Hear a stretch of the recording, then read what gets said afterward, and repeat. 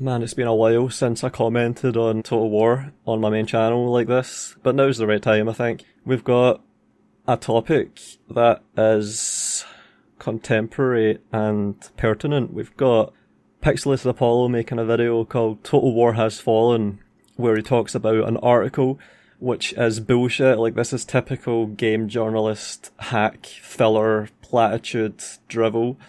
A lot of... Like, this is almost AI generated, honestly. It's just such crap. I've read this 1,000 times already. And then we have Legend of Total War making a response, which I thought was quite even-handed, but there are some things that I probably would want to comment on. And then we've got Terminator making a video where it's just more platitudes, basically, like the article in the first place. Like, fuck's sake. And I've got some things I can tie into all of these. I've got observations I can make, some of which are going to be original, others of which just at this point feel like filling in the bingo card of Total War discourse, apologia, you know. It's just like, this is tedious. Like, see, a good indicator for the fact that Total War has fallen is the fact that the discourse around Total War is just so stagnant, and we're still stuck on this thing of admitting the games are just shit and tiptoeing around how fucking bad they are and not properly acknowledging it and, you know, playing it down and oh my god, it's so tedious. But let's get into this, because Pixelated Apollo, for context, he has been on a stretch of being fed up with Total War that is even longer than me, because of course after Rome 2 I left for 4 or 5 years, 5 years almost, and Pixelated Apollo was here muddling his way through the games, you know, the Warhammer games as they were coming out, getting progressively more and more fed up with the shit gameplay, and he was starting to become more and more outspoken about how shit they are, and then it finally culminated with Troy. So I stumbled on the realization within a year. I got to where Pixelated Apollo was, like, he got himself there since Rome 2, I think. Like, he was just building up for like 7 years, but I came back with Three Kingdoms because people said it was good. I've explained this loads of times. People told me it was good. I played it.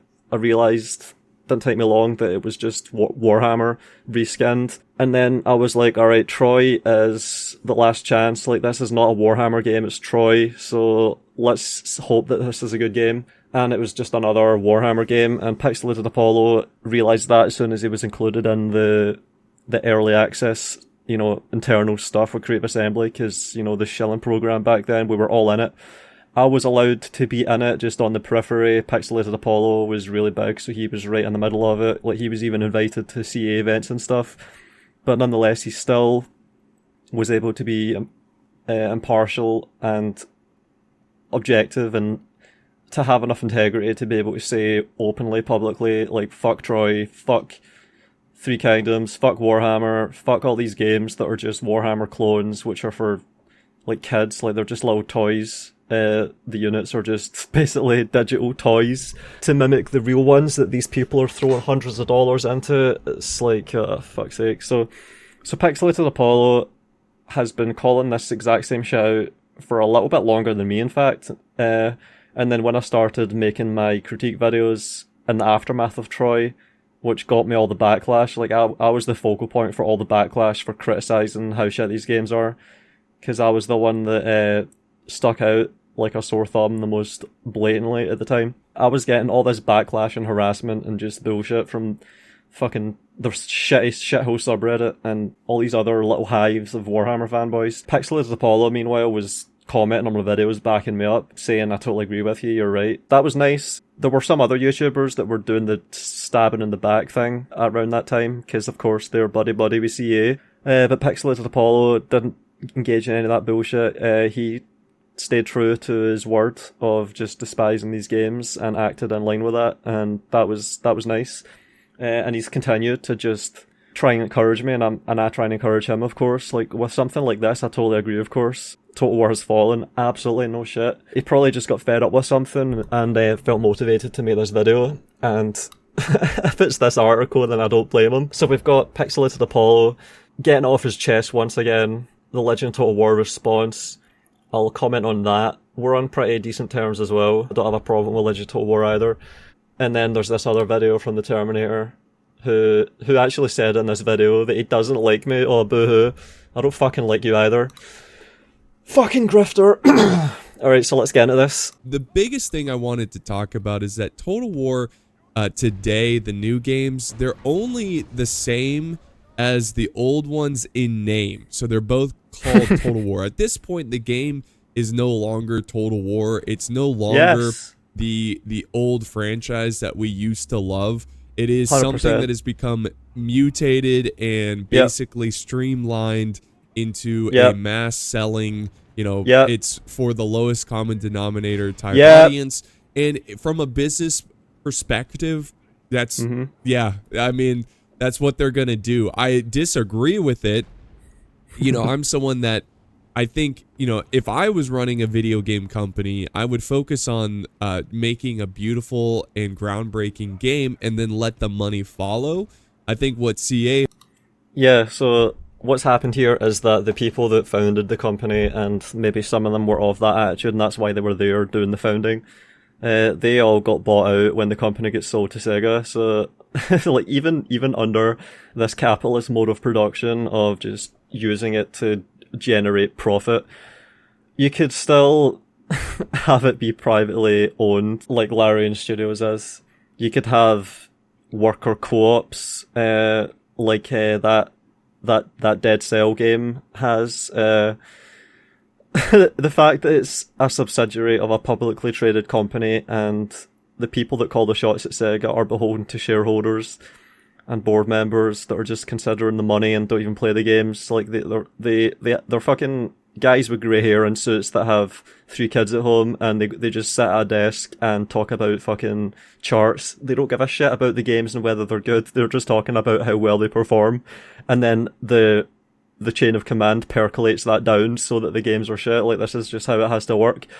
So that explains, to an extent, why the games are shit. And then you have the next way of looking at it and analysing it, which is to look at the direct causes at ground level, what that results in, where you have all of the mismanagement, where you have the money men that are in charge of the company, they're not there by accident, being pricks and making anti-customer decisions by accident. Like, that's why they're there, that's what they're for. And they're only going to get rid of them when the PR becomes so bad. And then they'll probably just put in another person that's even worse, or exactly the same, just with a different name. So it's like a clean slate, that's just how it is. I'll just let them continue.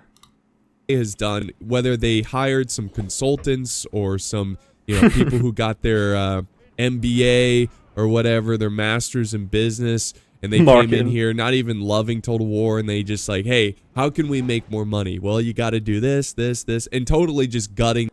Like, see, this guy, I think he's only here because he has a degree in marketing or something. Like, he's one of the people that just have a degree in looking at financial charts and brand management and all that bollocks. All that shit that has nothing to do with games. I think this YouTube channel is basically just something he can put on his CV so he can get a job doing marketing work for some firm or something. Like, these games into what they are today. I'll let him speak for himself. The point I'm getting here is that and when I say we, I'm referring to the diehard enjoyers of the classics of Total War, Medieval 2, even up to like Shogun 2. Yeah, exactly. That's the call. Rome Total War. Yeah, the call-off, I'd say, is like Follow the Samurai, and even developers that I've talked to that have been around through this transition, this change, they always... Like, it's hard to make a line. Like, I've even had conversations about how this drawing a line thing with them to try and get an understanding of this subject a bit better, because it's interesting, but... Like, see from all the conversations I've had with people that actually work at the company and what they think about the games, what they're proud of, what they achieved, where they started to become disillusioned.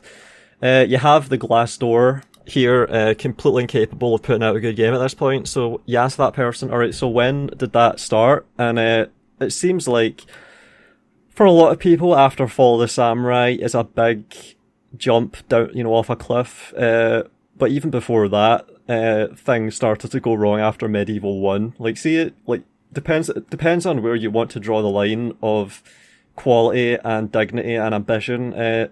You can draw it at Medieval 1, you can draw it at Fall of the Samurai, you can draw it at just after Medieval 2, and after, like, these lines are significant in part because after Medieval 2 you had Empire, which was disastrous. After Fall of the Samurai you had Rome 2, which was disastrous. You know, things are obviously progressively going wrong or coming to a head, as the phrase goes. So it's hard to draw a line here, but it's obviously true what he's saying. Like, there are lines where there's a before and an after, and the after the line is qualitatively just different from before it.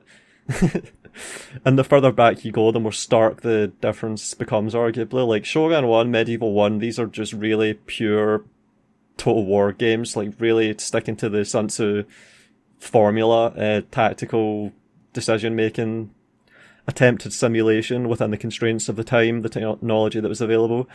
And then as you get later and later, you eventually get to the lowest common denominator, making the digital equivalent of plastic toys for kids, for children. So, yeah, let's continue. Or, you know, those classics that everybody loves, or, well, not that the original core fan base loved.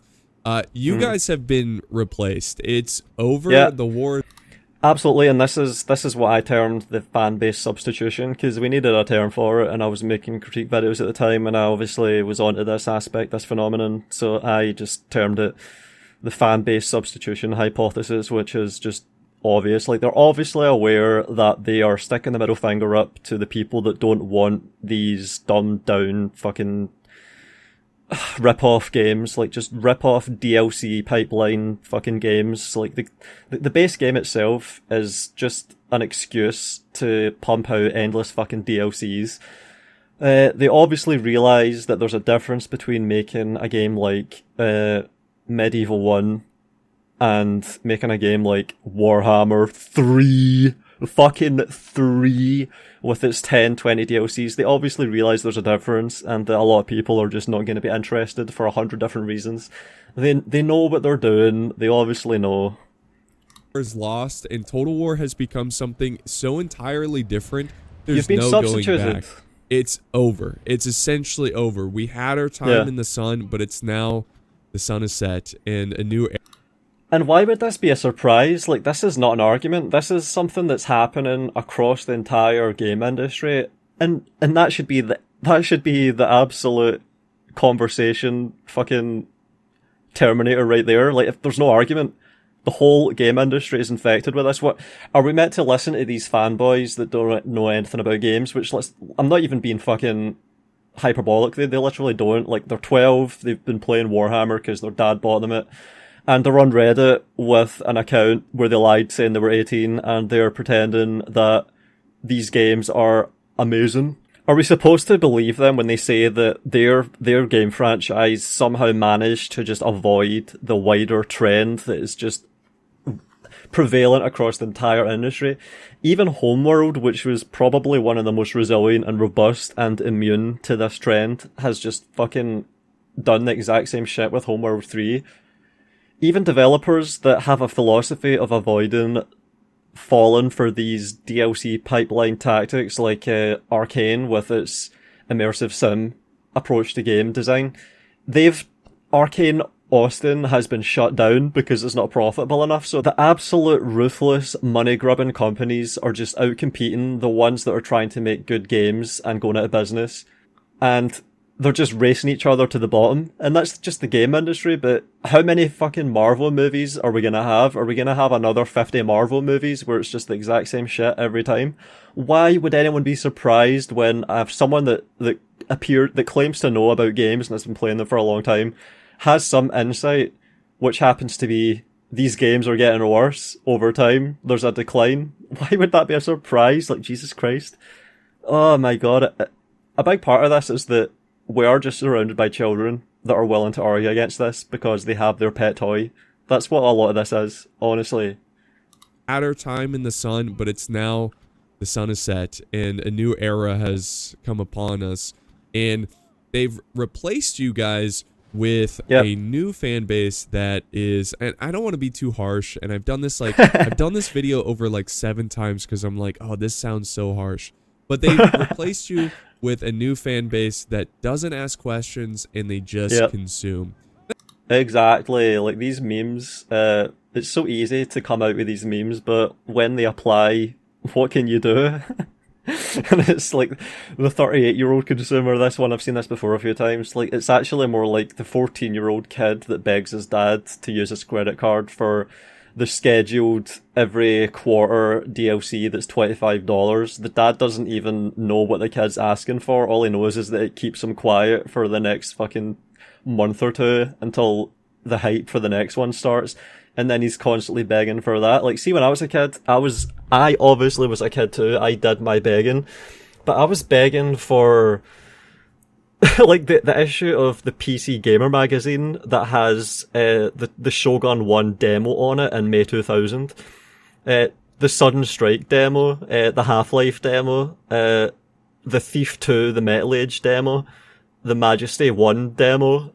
Like, I had all of these, like SWAT 3 as well, the SWAT 3 demo, like all of these games that I was introduced to as a kid, I would beg for, like Caesar 3, the first game I ever played, that I played the demo of that before I played anything, like that was it. I played the Caesar 3 demo, the Red Alert 2 demo, holy shit, like man, I would play the demo, realise it was amazing, and then I would beg for the full game, and I would get a full game every like 6 months or something. Felt like an eternity back then, my god. These people, though, they're just begging for DLCs, which are just reskins, and it's just a rip-off. And we're just, it's so, I feel sorry for fucking kids, honestly. This is probably like the most boomer thing I'll ever say, but I really do feel sorry for these kids. And obviously I'm not just saying that out of pure emotion, like there's a reason for it. It's not just some visceral fucking old man sitting on his balcony, rocking in his chair, looking into the sunset. Like I actually do see these kids just playing soulless fucking husk games that are just rip-offs. Like my god, that's back in my day we had actual games that had actual gameplay, and they weren't just designed to be a vector for you to get $200 of DLC just fucking flung at you. Like my god. But yeah, this is so fucking true. My god. That's kind of what the Warhammer fan base brought in. They brought in a lot of people that just maybe look. And I don't want to be too harsh on Total War Warhammer, because Alright, I'll do it. If Total War Warhammer was its own separate thing with its own style that didn't interfere with the other Total War titles, I would be totally fine with it. I'd be like, yeah, Warhammer. If it was just some other company that decided to take the responsibility for it, and it wasn't Creative Assembly's focus for the past 10 years to create a giant vacuum. Yeah. Warhammer's like the, you know, it's like Total War Light. It's like it's a gateway drug for normies to get into Total War, and it is what it is. But the issue is that the Warhammer mechanics, the Warhammer style has bled into the historical realm. And let me make this clear. It's not about history versus fantasy. I'm so glad that he immediately catches that, because, like, see when we say, oh my god, I made a video on this because it was so pervasive and it's so fucking disingenuous. People say fantasy, and all they mean is these 3 Warhammer games. That's all they mean, that's the word. It's like a stand-in crutch to obfuscate, it's just pure muddying the waters, that's what it is. Like, it's so often just weaponized in this discourse, which is part of why I'm fed up with it, because it's so brain dead, it's so tedious to just have to wade through this fucking drivel, and then when he says historical, like, he doesn't even mean historical games. Like, he played Medieval 2 with Third Age mod. That's a historical game, obviously, like, my god, because it's a good game. That's what we mean. Like, see, when we say fantasy, we just mean shit games. When we say historical, we just mean good games. Like, go through 100 instances of this historical versus fantasy distinction being employed in this discourse, and count up the amount of times where it ostensibly just means historical is good and fantasy games, Warhammer games are shit, and the amount of times that that's the case is massive. We're actually talking about the context of the gameplay. We're not talking about whether this comes from Lord of the Rings or Game of Thrones, or whether it comes from ancient Rome or medieval Europe. We're like It's so fucking tedious, man. Like, see, in order to just kill this stupid dialogue tree off permanently, you should just think, see if there was a Game of Thrones Total War game that was good, do you think anyone would give a shit about whether they prefer historical or fantasy? They wouldn't, for fuck's sake. They would just want to play the good game that's fucking amazing. So many people that play these Warhammer games now would have never given a shit about Warhammer before that. They've somehow just been swept up by it. Like, that's a large proportion of the people that are even still around, the ones that somehow are able to tolerate this stuff, because the rest of them dropped off when the fan base was substituted. So it's like, there's not even this allegiance to a genre. Like, no one has this genre allegiance. It's just made the fuck up. People want good games first and foremost. Another way to just shut this down is to think, see if your house is on fire, do you give a shit about the colour of the upholstery? No, it's fucking stupid. Who cares? The house is on fire, it's burning down. It's not gonna matter what colour the curtains are. Who gives a shit? It's fucking stupid. My god. Like, we're talking about how the house is on fire right now and people are still willing to quibble about historical fantasy. Scroll down the comments. This is why, I even left a comment here and it got filtered by YouTube. I'm so sick of this stuff. My own comments get filtered on my own videos. If you say a word like silly or dumb, your comment gets filtered. Alright, let's just do an experiment. Let's run an experiment. Alright? Let's run a simple experiment that anyone can repeat anytime this happens. Oh, I see it already. Look at this. Jesus Christ. Saw my name get mentioned there. Historical. 49 mentions of historical. This is fucking meaningless. Who cares? Holy shit. If they make a good Game of Thrones Total War, do you think anyone is gonna say, oh, it's not historical? I don't know, I'm not really... Fuck's sake. Oh my god. Not against fantasy. I'm not. But Yeah, because of course, he even mentions, that's the thing, he started out with playing Third Age. That was his most popular videos. I distinctly remember this from back in 2014 when he started appearing on the scene. And when I started doing Total War seriously in 2012, half of my uploads were Third Age Total War. That was, like, see when I was sitting on my uni laptop in 2010 playing Medieval 2 Third Age, the most time I had spent in any one Total War game as of 2010 was in Medieval 2 playing Third Age. Do you think I give a shit about this fantasy historical bollocks? No. I still value history. I still value the historical titles, and Warhammer has bled the mechanics, the style, the shallowness has bled into... Yeah, exactly, the shallowness. Like, that's it. It's like, we're talking about gameplay here, we're not talking about genre. We're not saying... We're not complaining, Total War has bled the fantastical dragon fire breath into the historical games. No, because if it was done well, if that was even possible, we wouldn't be complaining, for fuck's sake. Like, the shallow gameplay, the abstracting away of things that should be simulated and real, which I've also had conversations with developers about. That's the stuff that we're annoyed about every time we see it when we try and do something with a game. It's just boring. It makes the games boring. Fuck's sake. To the historical side, you've got Three Kingdoms, where they focused on these larger-than-life characters that may have existed, but come on, they didn't have super... Like, see when I'm complaining about single entities in that video, the single entity problem, I am talking about the effects that it has on the gameplay and the player experience. I'm not talking about how it fits in narratively. Like, it's the gameplay that has the final say. Like, if people are not appealing to the gameplay, like, and we're meant to be critiquing games, and if we're gonna just not even talk about gameplay, then who cares? It's just what are you doing at that point if you're not talking about the gameplay? He's talking about the gameplay because he's mentioning how shallow it's becoming. That's him doing what he's supposed to. And then over here in this article, like, oh man, we need to talk about this article. I'm glad Pixelated Apollo picked up on this and took it apart. Superpowers. Like, let's get that out of the way. Then they did Troy. Troy was, oh man, just a disaster because it just felt I mean, it just was Warhammer, but like in a Yes. more historical setting. Yeah. It was It's like, what do you call that? Like, are we meant to believe that because it's a historical setting in ancient Greece, that the game is cured of all of its gameplay shortfalls? Like, that somehow can conceivably absolve a bad game? Come on, this is such a stupid discourse. Fiction, historical fiction. That's basically what Troy was.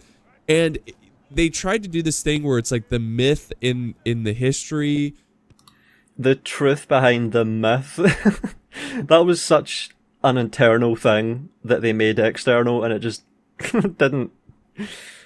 That's just a weird. See the decisions they make about what to make public of the internal process. It's so weird sometimes. Like, transparency would help so much with making good games and having people be enthusiastic about them, but they just opt for this silly PR bullshit. It's fucking weird.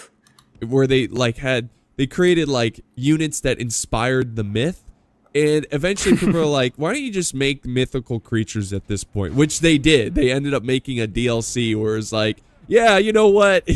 Here's these mythical creatures that you can play in Troy. And by the way, I heard from really vetted sources that the motive to actually make a Warhammer DLC for Troy came from Sophia. Like, they were responsible for it. They were pushing for it. It wasn't the English people back in Horsham that were foisting it down upon them and saying, alright, you're gonna now just go all in and convert this into an actual Warhammer clone. The people in Sophia wanted to do it themselves, and they were asking to be able to do it. My god, that was so weird when I found that out. Ugh. And like I said, that is basically a given at this point. I've had it confirmed. It's weird. They just gave into it. And then, of course, we had Pharaoh, which, same thing. It feels like Warhammer. Yeah, of course. It should be no surprise. They've basically just reused they've made a fork of Troy, which is a fork of Warhammer, which is a fork of Rome 2, which is shit. That's how it is. You're just forking shit into another pile of shit over and over again instead of actually developing your code base and making engine improvements and trying to reward players that care about gameplay. They're not doing any of that. It's just a fucking Warhammer fork. Every game for the past 10 years has been a Warhammer fork. Or just a Rome 2 fork, which is what Warhammer is. You know, this is the problem here. Feel the same shallowness, the same art design, the same lack of mechanics.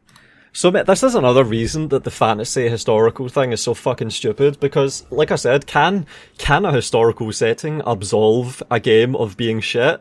No, it didn't happen for Rome 2, so why would it happen anywhere else? See all these people that sit on Reddit trotting out these platitudes, this hackneyed fucking crutch platitude drivel of fantasy historical. Do they honestly believe that we like Rome 2? Pixelated Apollo doesn't. I don't think he likes Rome 2. I don't think he's ever been enthusiastic about sitting down and playing it and trying to make gameplay with it and upload it and be like, oh, this was cool, look at this maneuver I pulled off here, look at these tactics I'm employing.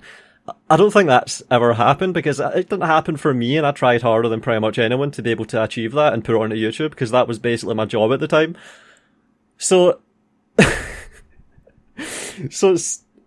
we're all annoyed at Rome 2 being so shit, and these people are expecting us to be like, oh wait, Rome 2, that's historical, so that's actually good, we like it then? Fuck off. Come on, man.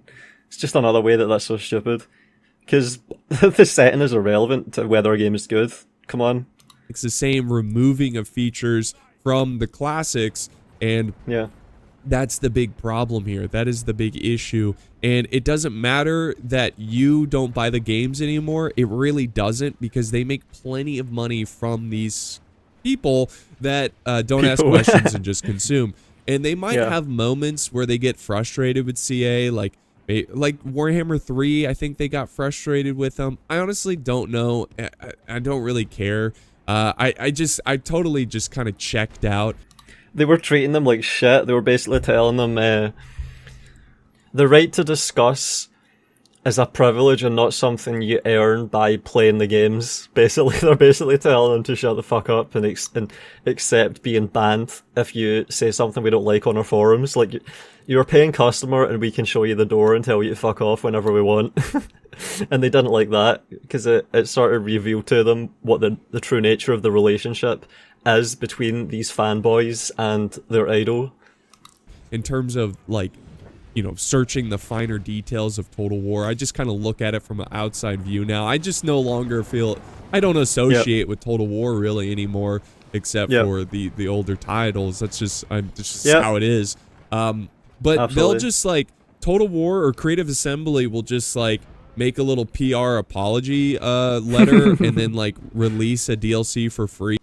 Boilerplate, that's it. Like, it's so obviously fake. Like, you had that guy, what was his name? The American guy that works at Creative Assembly now, in one of the high up positions. Oh, I can't even remember his name, but he made, like, this is a guy that obviously doesn't even play Total War. He just floats from game company to game company doing admin. And he's the one that has to sign the fucking posts. Like, that's his... Like, they've like, there's probably a team of these people around a desk that are all constructing this monstrosity of a PR statement. And they're collaborating on, alright, should we use this word here? No, that word sounds a bit too harsh. We need to soften this. We could rephrase this in a different way because they might misinterpret that and get the wrong idea and it could cause a backlash. Like, these things are so curated and designed, and then some guy, the highest up guy that's willing to do it will sign it with his name, and they'll send that off and see how it affects the zeitgeist. Like, it's all just, oh my god, it's like herding sheep. Oh man. So it's like, these people don't even play the games. And then it's like nothing ever happened, and people just go back to stop asking questions and just continue to buy their really shallow and lazy games. So, you know, Total War has basically become the Madden of strategy games. And let me make this clear too, this is not a unique scenario for just Creative Assembly. I forgot he mentioned this. It's good that he did, because it's so true. Like, this shoots massive fucking holes in the silly narrative of the fanboys, which is our heroic franchise has just bucked the entire industry trend, and when people are pointing out that it's totally in line and expected, they are wrong. Come on. Almost everything, especially in the arts, has been crumbling, has been becoming terrible. I mean, we're talking about music, we're talking about movies, we're talking about video games, and you know, look. I'm glad he said this. It makes me feel like I'm less likely to be accused of being a boomer if it's just a common sense sentiment that is articulated in different compelling ways, which it is being right now. Look at Halo. Look at Assassin's Creed. I mean, you have so many of these Far Cry. Big grand all the Ubisoft games, like Far Cry, is just spammed out fucking trash. Every year there's a new game, and since Far Cry 4, they've all been shit. Far Cry 3 was really good. Far Cry 2 was amazing. Holy shit, I played that on Xbox 360. Far Cry 1, oh man, that felt like a really gritty survival game. It was sort of like a single-player DayZ in some ways when I was playing that. You probably have other games along that genre that I've not really played much, like Stalker and Metro. I think they, what I've seen of those, they sort of are the same. But then compare Far Cry 1 to Far Cry 10. Jesus Christ, the difference is going to be night and day. Just as it is here with Medieval 1 and Warhammer 9.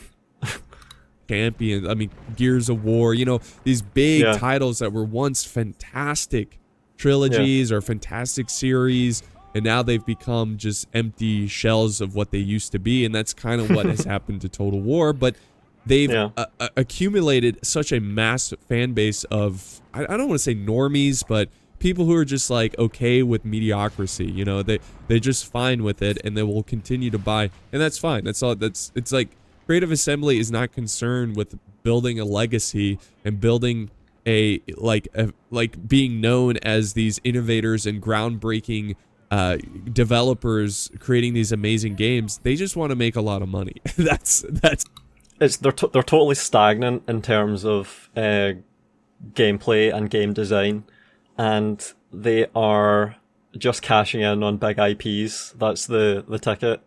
So they've realized that it's really hard to make good games and be innovative and have things work. So they got out sieges, they got out naval battles, they got out all of the simulation of combat that makes the older games so cool. Like Fall of the Samurai naval battles, so cool. Fall of the Samurai, gun lines, artillery, even Empire Napoleon, gun lines and artillery. The artillery in Empire has impressed me a few times. Unit behaviors, formations, all this stuff. They were once really aspirational, and that's all gone. They've obviously realized, why would we sit and try and make a Steam-topping, absolutely incredible fucking game when we can just get half of that many players by just making a Warhammer game or a 40k game or a Star Wars game or whatever the fuck IP. Like, see if they make a Game of the Thrones, if it gets announced that they're making a Game of Thrones Total War, I'll grumble because it's like, oh, for fuck's sake. So they've now exposed themselves to this, especially if there wasn't that last season of Game of Thrones, they've now exposed themselves to this super enthusiastic, easily captive audience of Game of Thrones fans, and they're gonna get a percentage of that. And it doesn't even matter if the game is good or bad, because people are going to buy it just because it has the fucking Game of Thrones name, and they're going to Google Total War, see what Total War looks like at a glance, see all of the purple lasers flying back and forwards in Warhammer games, and they're going to think, wow, I've never played a game like this Total War before. Oh man, that could be really cool if there's a Game of Thrones version of that, and we're fighting Robert's Rebellion again, and you've got the Targaryens fighting against the Starks and the Baratheons. That would be really cool. I want to see Robert Baratheon smashing Rhaegar Targaryen's chest plate and all the rubies flying into the river. That'd be so cool. I want to see that. Let's have my big Robert Baratheon monster then. Yeah. So that's what they're going for. They've obviously totally changed their approach to games in the past. Probably since Empire, since the Sega takeover. That was when the DLC spam started with all the Empire unit packs. Fucking packs. That word packs to describe something digital. It's so funny still. So that's obvious. Like, he's totally right here. That's it. And I of course disavow that. I think, money is obviously important. It's a tool, and but when you start to worship it and you put no limit on it, then it becomes a problem. I wish Total War, or wish Creative Assembly just was like, hey, we're making enough. There's no need to try to make more. This is the problem. It doesn't mean anything to us if Sega makes loads of money. How does that materially affect us? Like, see if we had 100% of our net worth in Sega stock on your retirement account, you'd probably want Creative Assembly to just milk everyone as hard as possible and just have no pushback, and you wouldn't even give a shit about whether the games are good or bad. It's totally immaterial in terms of you and the outcomes that you're looking for. So the only people that care about the games being good are the players that have to play them, and some of the people in the company that have managed to survive through all of this. That's it. Making enough, and we have plenty of resources to continue to make these awesome games. But instead, they're constantly building new branches of offices, or constantly expanding, constantly trying to delve into other games like Hyena, which was that failed shooter they put $100 million into, and it was a failure. So that is just... what are you doing? Good times. And it's not like you might be thinking, well, they put in $100 million in Hyena. That's, they took a risk. They're trying to make something innovative. No, they weren't. Did you guys see the game? There's nothing innovative about that game. All they saw was that, oh, wow, these shooter, like arena shooter, like Fortnite and Call of Duty and all these like shooters that have seasons and microtransactions and gun paint and cosmetic stuff. It was a Frankenstein's monster smoshing together of all of these big arena shooters like PUBG, Fortnite, Overwatch, all this crap. Just an abomination. Oh my god. And also, see the team that was making it, that used to make Halo Wars 2, Alien Isolation. They're now making an Alien Isolation 2, and that has just been announced. in the aftermath of Alien Romulus, which I thought was mediocre, doing really well financially. So what a coincidence. A big Alien movie comes out of nowhere and actually is sort of well received critically and makes loads of money, and now there's an Alien Isolation 2 greenlit. Wow. What a coincidence. They saw, hey, we can make a lot of money. It's about making money. We can make a lot of money from this if we have seasons and you know, that was the idea. It wasn't just a genuine, like, I have a great idea and this is going to be groundbreaking. It's, no, can we make a decent shooter where people play year after year and try to collect all the new, limited time cosmetic season pass stuff, and it failed. So now they're forced to focus in on making Total War games, which, you know, at this point, it's over. It's just over. It's gone. It's the franchise that you used to love and enjoy is just gone, and it is what it is. So let's jump in. And to be frank, who cares? Like, it's so easy to just say who cares when you're just playing other games and having fun with them, and you're just stuck on that, and you're not even thinking about Total War, which is what I've been doing for the past several months. Like, I've been playing Robs again for Men of War Assault Squad 2, and that's all the RTT that I need, which is what Total War battles are, RTT. So it's like I get my fix either way. If Total War comes out with an amazing game, obviously I'll play it, but it's not going to do that, so who cares? I don't care really that Total War has fallen and is doomed. I don't really care if, even if they make a mediocre game that's sort of passable, I still just wouldn't really care that much. And who even needs RTT games in particular? Obviously, that's a kind of game that can really do a lot for some people, but like there are amazing indie games which I think he advocates paying attention to as well. Like I'm the same attitude as him. Even Workers and Resources, which is under Hooded Horse, who I don't really like because I've found out, thanks to the person that told me, I found out that my intuition was correct. They deliberately excluded me from getting a key for Manor Lords, and look at how the public, like, there's a restlessness around Manor Lords because it's not being developed quickly enough, and it's like it's a demo and not a full game, and people are getting really annoyed at all the bugs and everything. So they obviously, like, there's Total War shells that have gotten their way into that company, and it's like an indie publisher.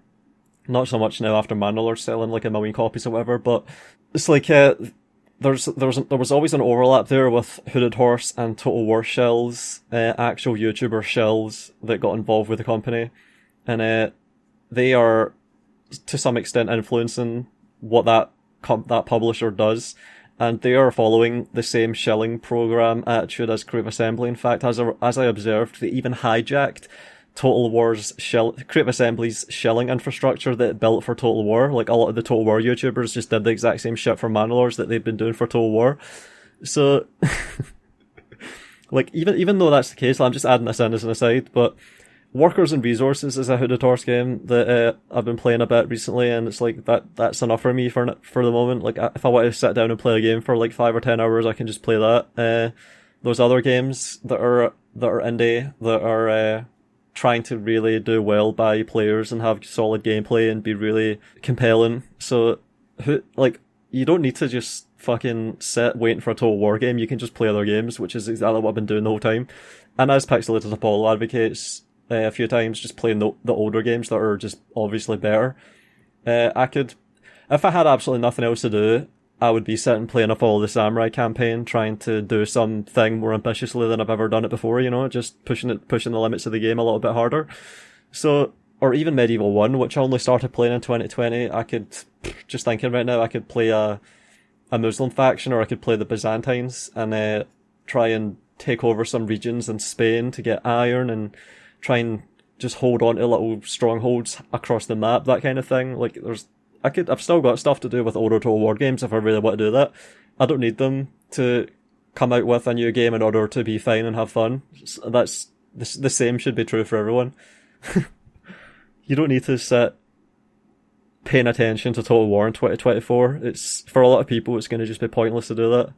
Been with the first article here, and this is an interesting article because I think, and I'm coming from a place of love, but the author of this article is extremely misguided, and I am just going to bring to light some.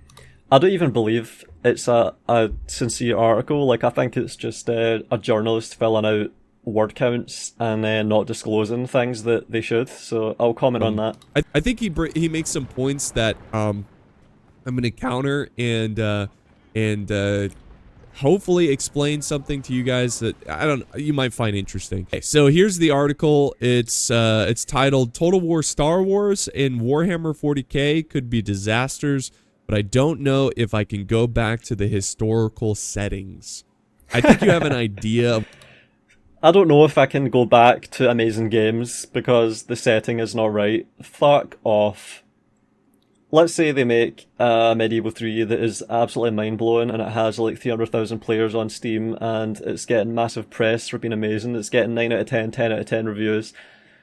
I don't know if I can play this. It's not like Warhammer where I have goblins riding werewolves and where ogres fart on things. Fuck off. Of what this is going to be about. It's actually way worse than you can imagine. Some of the reasonings for this and his background, it just kind of blew my mind. Again, I'm not trying to pick on Fraser Brown here too much, but I think I'm going to bring up some points that maybe he just doesn't understand. And I don't know. See what you guys think. But like, you have to figure out, see this Fraser Brown, are they actually that disingenuous, or are they just getting fooled by Redditors into spouting drivel and actually meaning it? Like, has this person been mindfucked by Reddit into being a complete moron? I'm not going to read the whole article. Honestly, I could care less about his take on why he thinks the Star Wars and 40K games will be disasters. I mean, I think the games today are disasters, so yeah, they're probably going to be disasters. Whoop-de-doo. Anyways, let's jump in. He says, after not quite gelling with it the first time around, I recently returned to Total War Pharaoh, largely prompted by the very positive write-up from my strategy bud, Len Hoffer. She reckons, thanks to the wide-ranging Dynasty update, it's become one of the best historical Total Wars. So that right in that first sentence is just, I don't know. Like, I don't know these people, but and look, Len Hafer or whatever, the idea that it's become one of the best historical Total Wars is extremely laughable. Laughable? I was going to say that was laughable, yeah. Holy shit. It might just be because of being prompted by having clicked on this video a few days ago and watching it, and then like I've just had recall there, but that's just, I was about to say laughable, honestly. Dynasties was like putting lipstick on a pig. It's still a pig. You know, it doesn't matter how much they try to fix Pharaoh. The issue with Pharaoh is that it's rotten to the core. You're going to have to rebuild this game completely from scratch. You need a new engine. You need new mechanics. Guys, they've removed features. So see, for this, I'm gonna just let a Men at War Rob's match play while he's talking and while I'm responding to it. This is funny. In Pharaoh, they removed features and then they added them back and pretended they were new, like the dynamic weather system. That is something that has been in the first Shogun. The first Shogun had dynamic weather, but yet they were trying to sell it like it was new. So this game is just bad. The engine's bad. Honestly, it's uninspiring. It's not very interesting. It's just bad. The sieges are horrible. I will get into more with Pharaoh later, but the point is like I just can't trust someone with this take. It's become one of the best historical Total Wars. I don't know. Like that is one of the most illogical things I've ever heard about Total War games. But you know, she's not the only one. I've heard people say Pharaoh is good now because of Dynasties. I'm just not buying it, and I don't think they really did anything to the game to make it good. Like I said, from the core, it's bad. So, and it's a fair assessment. With Dynasties effectively turning Pharaoh into Total War Bronze Age, But soon after getting stuck into my conquest of Egypt in the Near East, I bounced off it again. The problem? It ain't Warhammer. Yeah, yeah, you see where we're going here, guys? It ain't Warhammer. And see, right there, I highly disagree. I have the opposite take. Why do I hate Pharaoh? It is Warhammer. Yeah, that's the issue with Pharaoh. It's Warhammer. Yeah. That's the issue.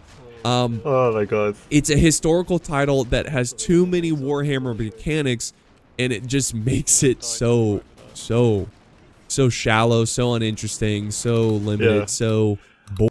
It's amazing that they can get it so backwards. It's to the extent it is Warhammer, which is a very large extent. It's shit. Like, my god. They managed to just flip things. Oh my god. This is why I think this is from Reddit, because this is such a Redditoid shithole subreddit. You know exactly which subreddit I'm talking about. Sentiment. This is where that comes from. This is the kind of shit they read. It's like, it's just one of these hackneyed platitudes that they throw out over and over again. Like, the actual reason, like, here's what's happening, right? The shithole subreddit is arguing about whether to play Pharaoh. There are some people that just do not give a shit about playing Pharaoh, because it actually isn't Warhammer. But it's not because Warhammer has something that Pharaoh doesn't. It's because they are plastic collectors that have been turned into digital DLC collectors, and they just want to sit and play with their little bird's eye moving art gallery figurines, which is what the Warhammer games largely are. And they don't want to admit that. They don't want to say, I'm just here to look at my little things from my childhood, or they might even still be in their childhood, which a lot of them are. They have this fanboy approach to this franchise of Warhammer, and instead of spending $100 on one piece of plastic to sit looking at it on a shelf, they get to spend $25 and have 8 or 9 or something different models that are digital that they can look at while they actually move. Like, honestly, this is a lot of what's going on here. I've even had Warhammer fans, like people that know Warhammer really well and just dislike the Warhammer Total War games. They even say that they know for a fact this is what is going on with a lot of these people. So these people are embarrassed about this. Like, they know for a fact that they don't really care about the gameplay. They get annoyed at people when they talk about gameplay and criticize bad gameplay, and they want to obfuscate. So what do they say? Unit variety. Oh, the unit variety. I need to have my magic and my unit variety. So they employ this disingenuous argument to say, I can't play these historical games when I've got Warhammer because there's so much unit variety and I just can't look back. And then this person that's writing this article probably has sat reading these threads. Like, you're meant to do your due diligence, you're meant to do your job when you're a games journalist, so you're meant to read a lot. So they're always scouring the shithole subreddit, and they're getting infected with this disingenuous, weak... It's a shortcoming in these people. They have to crutch themselves up by lying, and this person's been infected by it and is now proffering it as if it's an authentic sentiment that actually exists. This is, like, there's a really... It's not 100% right. I'm never going to say that that's absolutely 100% what's going on here, but I have a strong suspicion, and there's a real possibility that that's exactly what's happened with this person writing this article. Think about it. They've got to meet a word count so they can publish this article and get paid by PC Gamer. So they have to fill it out with something, and it has to be at least sort of profound and look like it isn't out of place. So they're going to just scour for sentiments in the community, and then they're going to just put it forward as if it's their own. And that's what they're doing for a lot of these articles. That's why I say hack journalist filler. Alright, continuing. Boring. And it's a real shame, but guys, it gets so much worse, this article. And again, I'm not trying to be rude to Mr. Brown here, but I'm just bringing some things to light. This is an unexpected development. Total War's historical settings are one of the reasons. This is an unexpected. You should pretty much always be rude about games journalists. Like, they're hacks. They lost their respectability and integrity decades ago at this point. Rome 2 was getting 9 out of 10, 10 out of 10.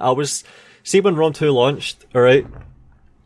I was posting on Facebook that same day, I think, explaining how the game was so broken and the AI just didn't even work. I was explaining how bad this game was, and everyone realised that that game was broken.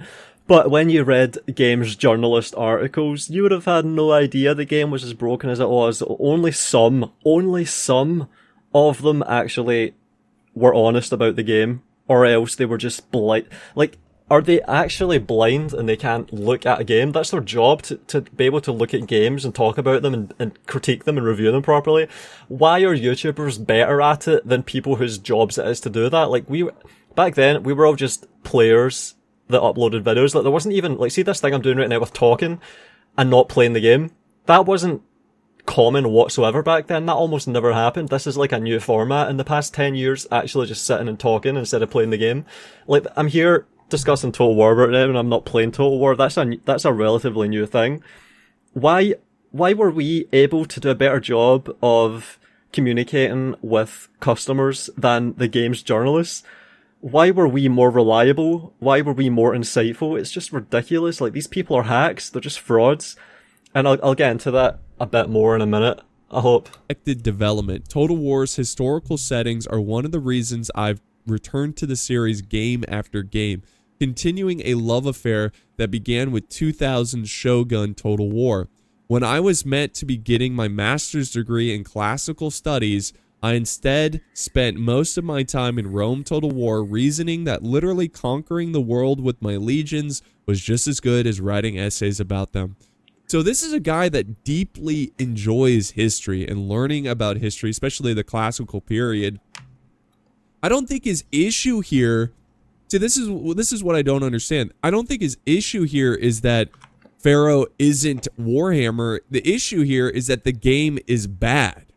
You know, this is someone that constantly.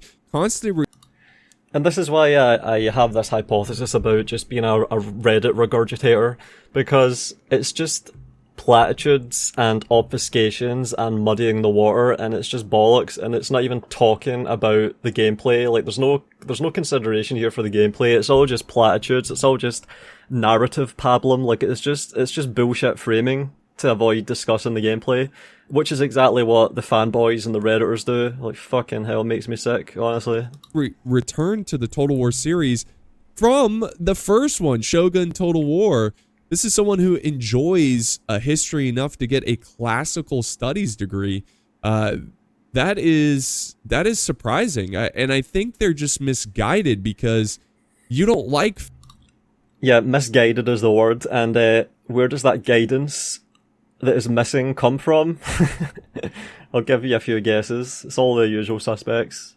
Pharaoh, because it's a bad game. As a fan of history, I have spent countless hours playing the original Total Wars and just being so sucked in and so immersed in the period, and it's like a textbook that you can interact with, and you can also do scenarios that would never happen and just see what would how it would turn out. Those kind of things. Sandbox. There's just so much there in the historical realm that I think this guy is just misguided. I think it's either he's afraid to say it or he doesn't want to go against his friend's analysis of Pharaoh being one. That's another thing. There's another vector there to get infected with this stuff, because these narratives always just find their way into games. Like, I've actually seen, oh man, all right. See for Sniper. Like, this is just something that came to mind of how easily influenced games journalists are. I was playing Sniper Elite, one of the games, just after it launched, and I came up with a term. I'm gonna find it. I found it. It took me a while. Alright, so I noticed that in an article covering Sniper Elite, there was a games journalist that said here, let's have a look. Gives players plenty of ways to kill the monarchistic dictator. That was on the 12th, I think. 17 hours ago, and that was on the 13th, so they posted that on the 12th, and 2 days before that, I commented on Rebellion's YouTube channel about Sniper Elite, the game, and said, looking forward to aiming my moist nugget at my fave monarchidistic dictator. So I just made this shit up on the spot and commented it, monarchidistic dictator. Maybe it's a neologism, I don't know. But then the gaming press, when they're making an article covering this, they just shamelessly copied the phrase as if they made it up. Look at how easily influenced these are, and I even noticed this in 2022. Like, I recall, like, this is one of these things that you just remember because it's so funny. Like, they literally just lift phrases that I've noticed them using a phrase that I made up and commented on a YouTube video that got 20 upvotes, right? And then for Men of War 2 in 2022, wartime RTS Men of War 2. It's not an RTS, it's an RTT game.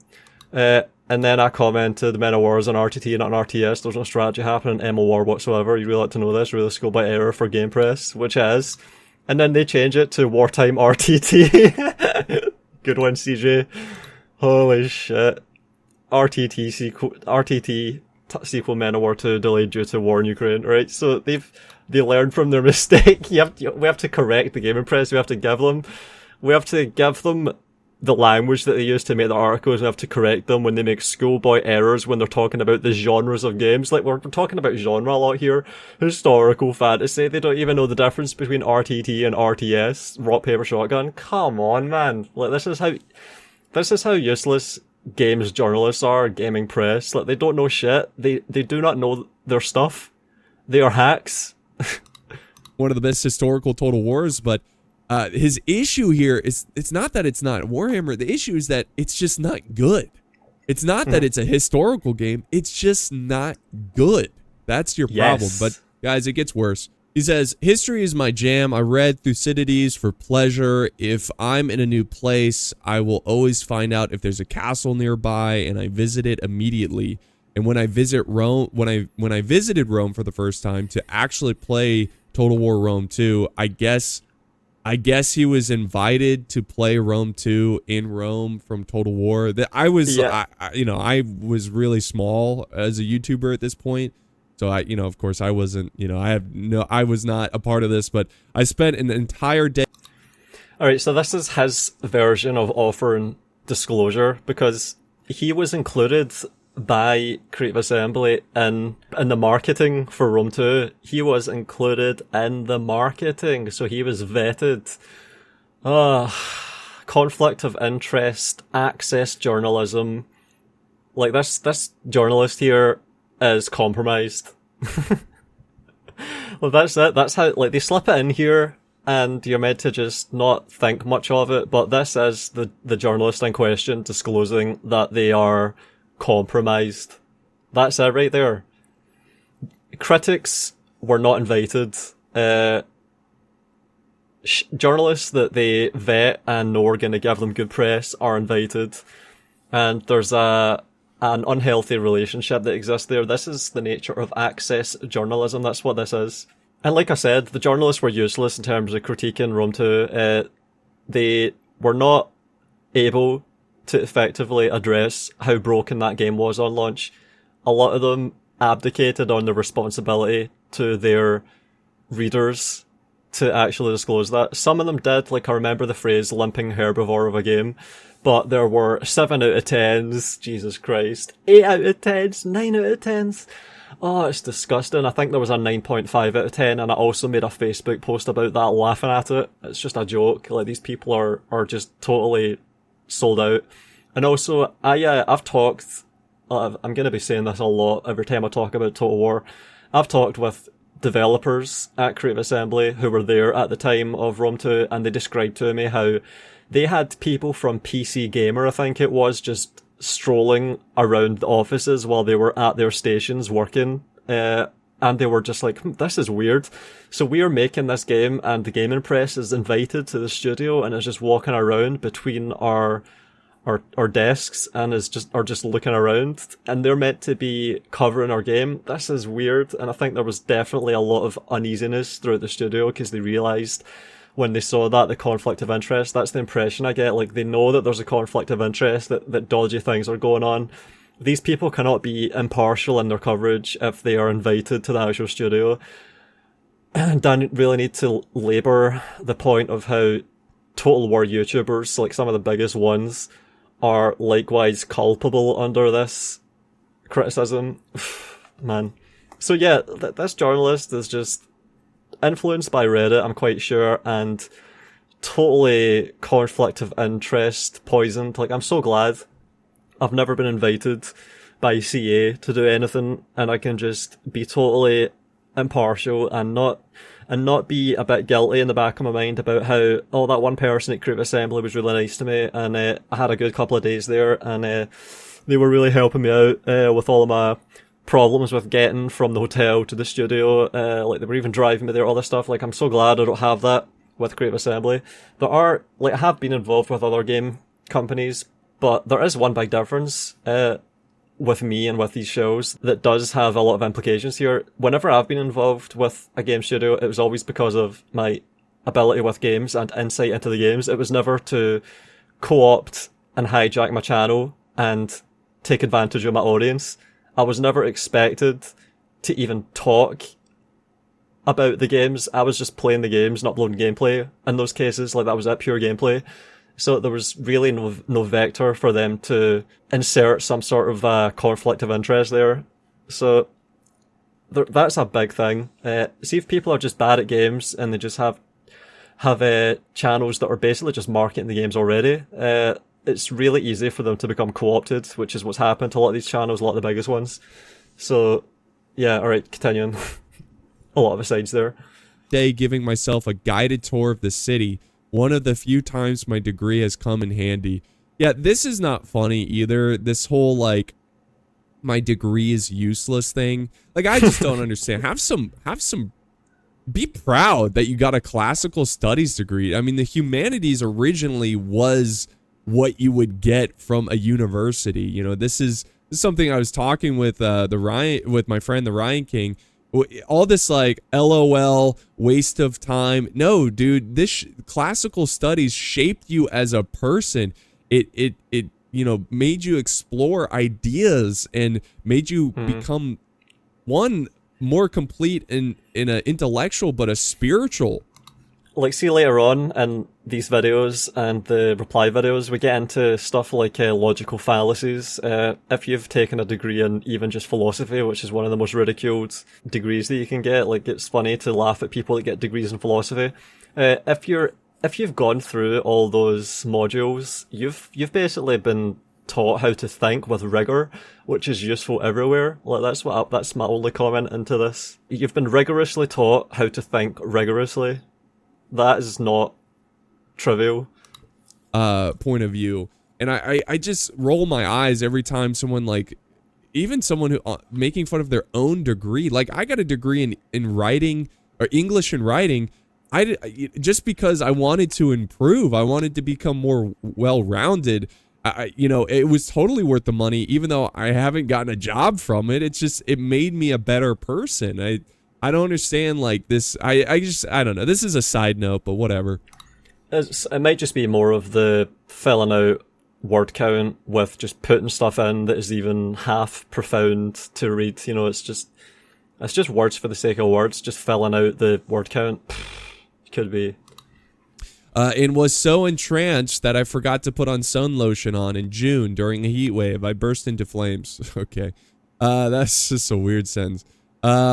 Yeah, so he's like, at just reading this paragraph, you'd think, oh, he's one of us. He values history. He's entranced by it, and you know, he's probably a lover of the classics, but that's not the case. Here we go. But Total War's turn to fantasy has been incredible. Unshackled from history, the series has been able to smash through its constraints and give its units bold identities, allowing them to shift the direction of fights through magic and infernal war machines. Guys, this blows my mind. That sentence there blows my mind. It should blow your mind, because it is absolute bollocks. Here we go. All of the units in the game to be any good, but Don't worry, it's not really that bad. While there is 40 to 50 units in every faction, and there are 26 factions, so there's over 1,000 units in the game, and you've got to learn them all. Well, honestly, a lot of them are kind of the same thing. They are reskins, if you will. They all kind of have... He said the thing that you're never meant to say, that is utterly damning of these games as DLC pipelines. See, whenever you buy a DLC, you're just buying another set of the reskins that have, like, we've already made the units, we just reskin them, give them new voice lines, change this, just twiddle the stats pointlessly, or put one stat up a little bit, put another stat down a little bit. That's the reskin done, we've got another unit now. Fuck's sake. Have the same role, you use them in the same way, and you deal with them in the same way. For example, trolls. They are a monstrous infantry with big armor-piercing damage. Primarily, they want to smash infantry to pieces. What about crypt horrors? They are a monstrous infantry with big armor-piercing damage. Primarily, they want to smash infantry to pieces. Rat ogres. They are a monstrous infantry with big armor-piercing damage. Primarily, they want to smash infantry to pieces. Croxagores. They are a monstrous infantry with big armor-piercing damage. Primarily, they want to smash infantry to pieces. Minotaurs. They are a monstrous infantry with big armor-piercing damage. Blah, blah, blah, blah, blah, blah. You get the idea. I said the same thing every time because they are literally the same goddamn thing, pretty much. You will use... Oh my god. Is there anything more damning that you could possibly say? How much money have you paid to have all of these things at the same time in your game? I don't know, it's not less than $1. It's probably not less than $5. I've spent zero, I have no idea, I do not care. You've probably spent a non-trivial amount of money on having all of these reskins available. And guess what? The horns on the Minotaurs do nothing. The jaws on the giant reptile lizard things do nothing. These are just graphics, it's all aesthetic, it's just an art gallery. The gameplay is not affected by any of this stuff. How is the gameplay affected by the model being of a rat and not of an ogre or a goblin? It's not. It doesn't make a fucking difference. It's...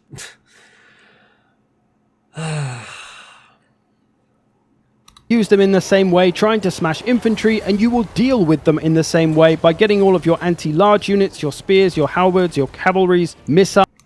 This just looks goofy. It's just like a bunch of beetles just going around in a petri dish or something. It's just goofy. Anti-large units, your spears, your halberds, your cavalries, missiles. Look at that rat just sitting there doing nothing. Are they in the same team? What the All fuck? of these things will deal with monstrous infantries, so in your head you can group all of the monstrous infantries.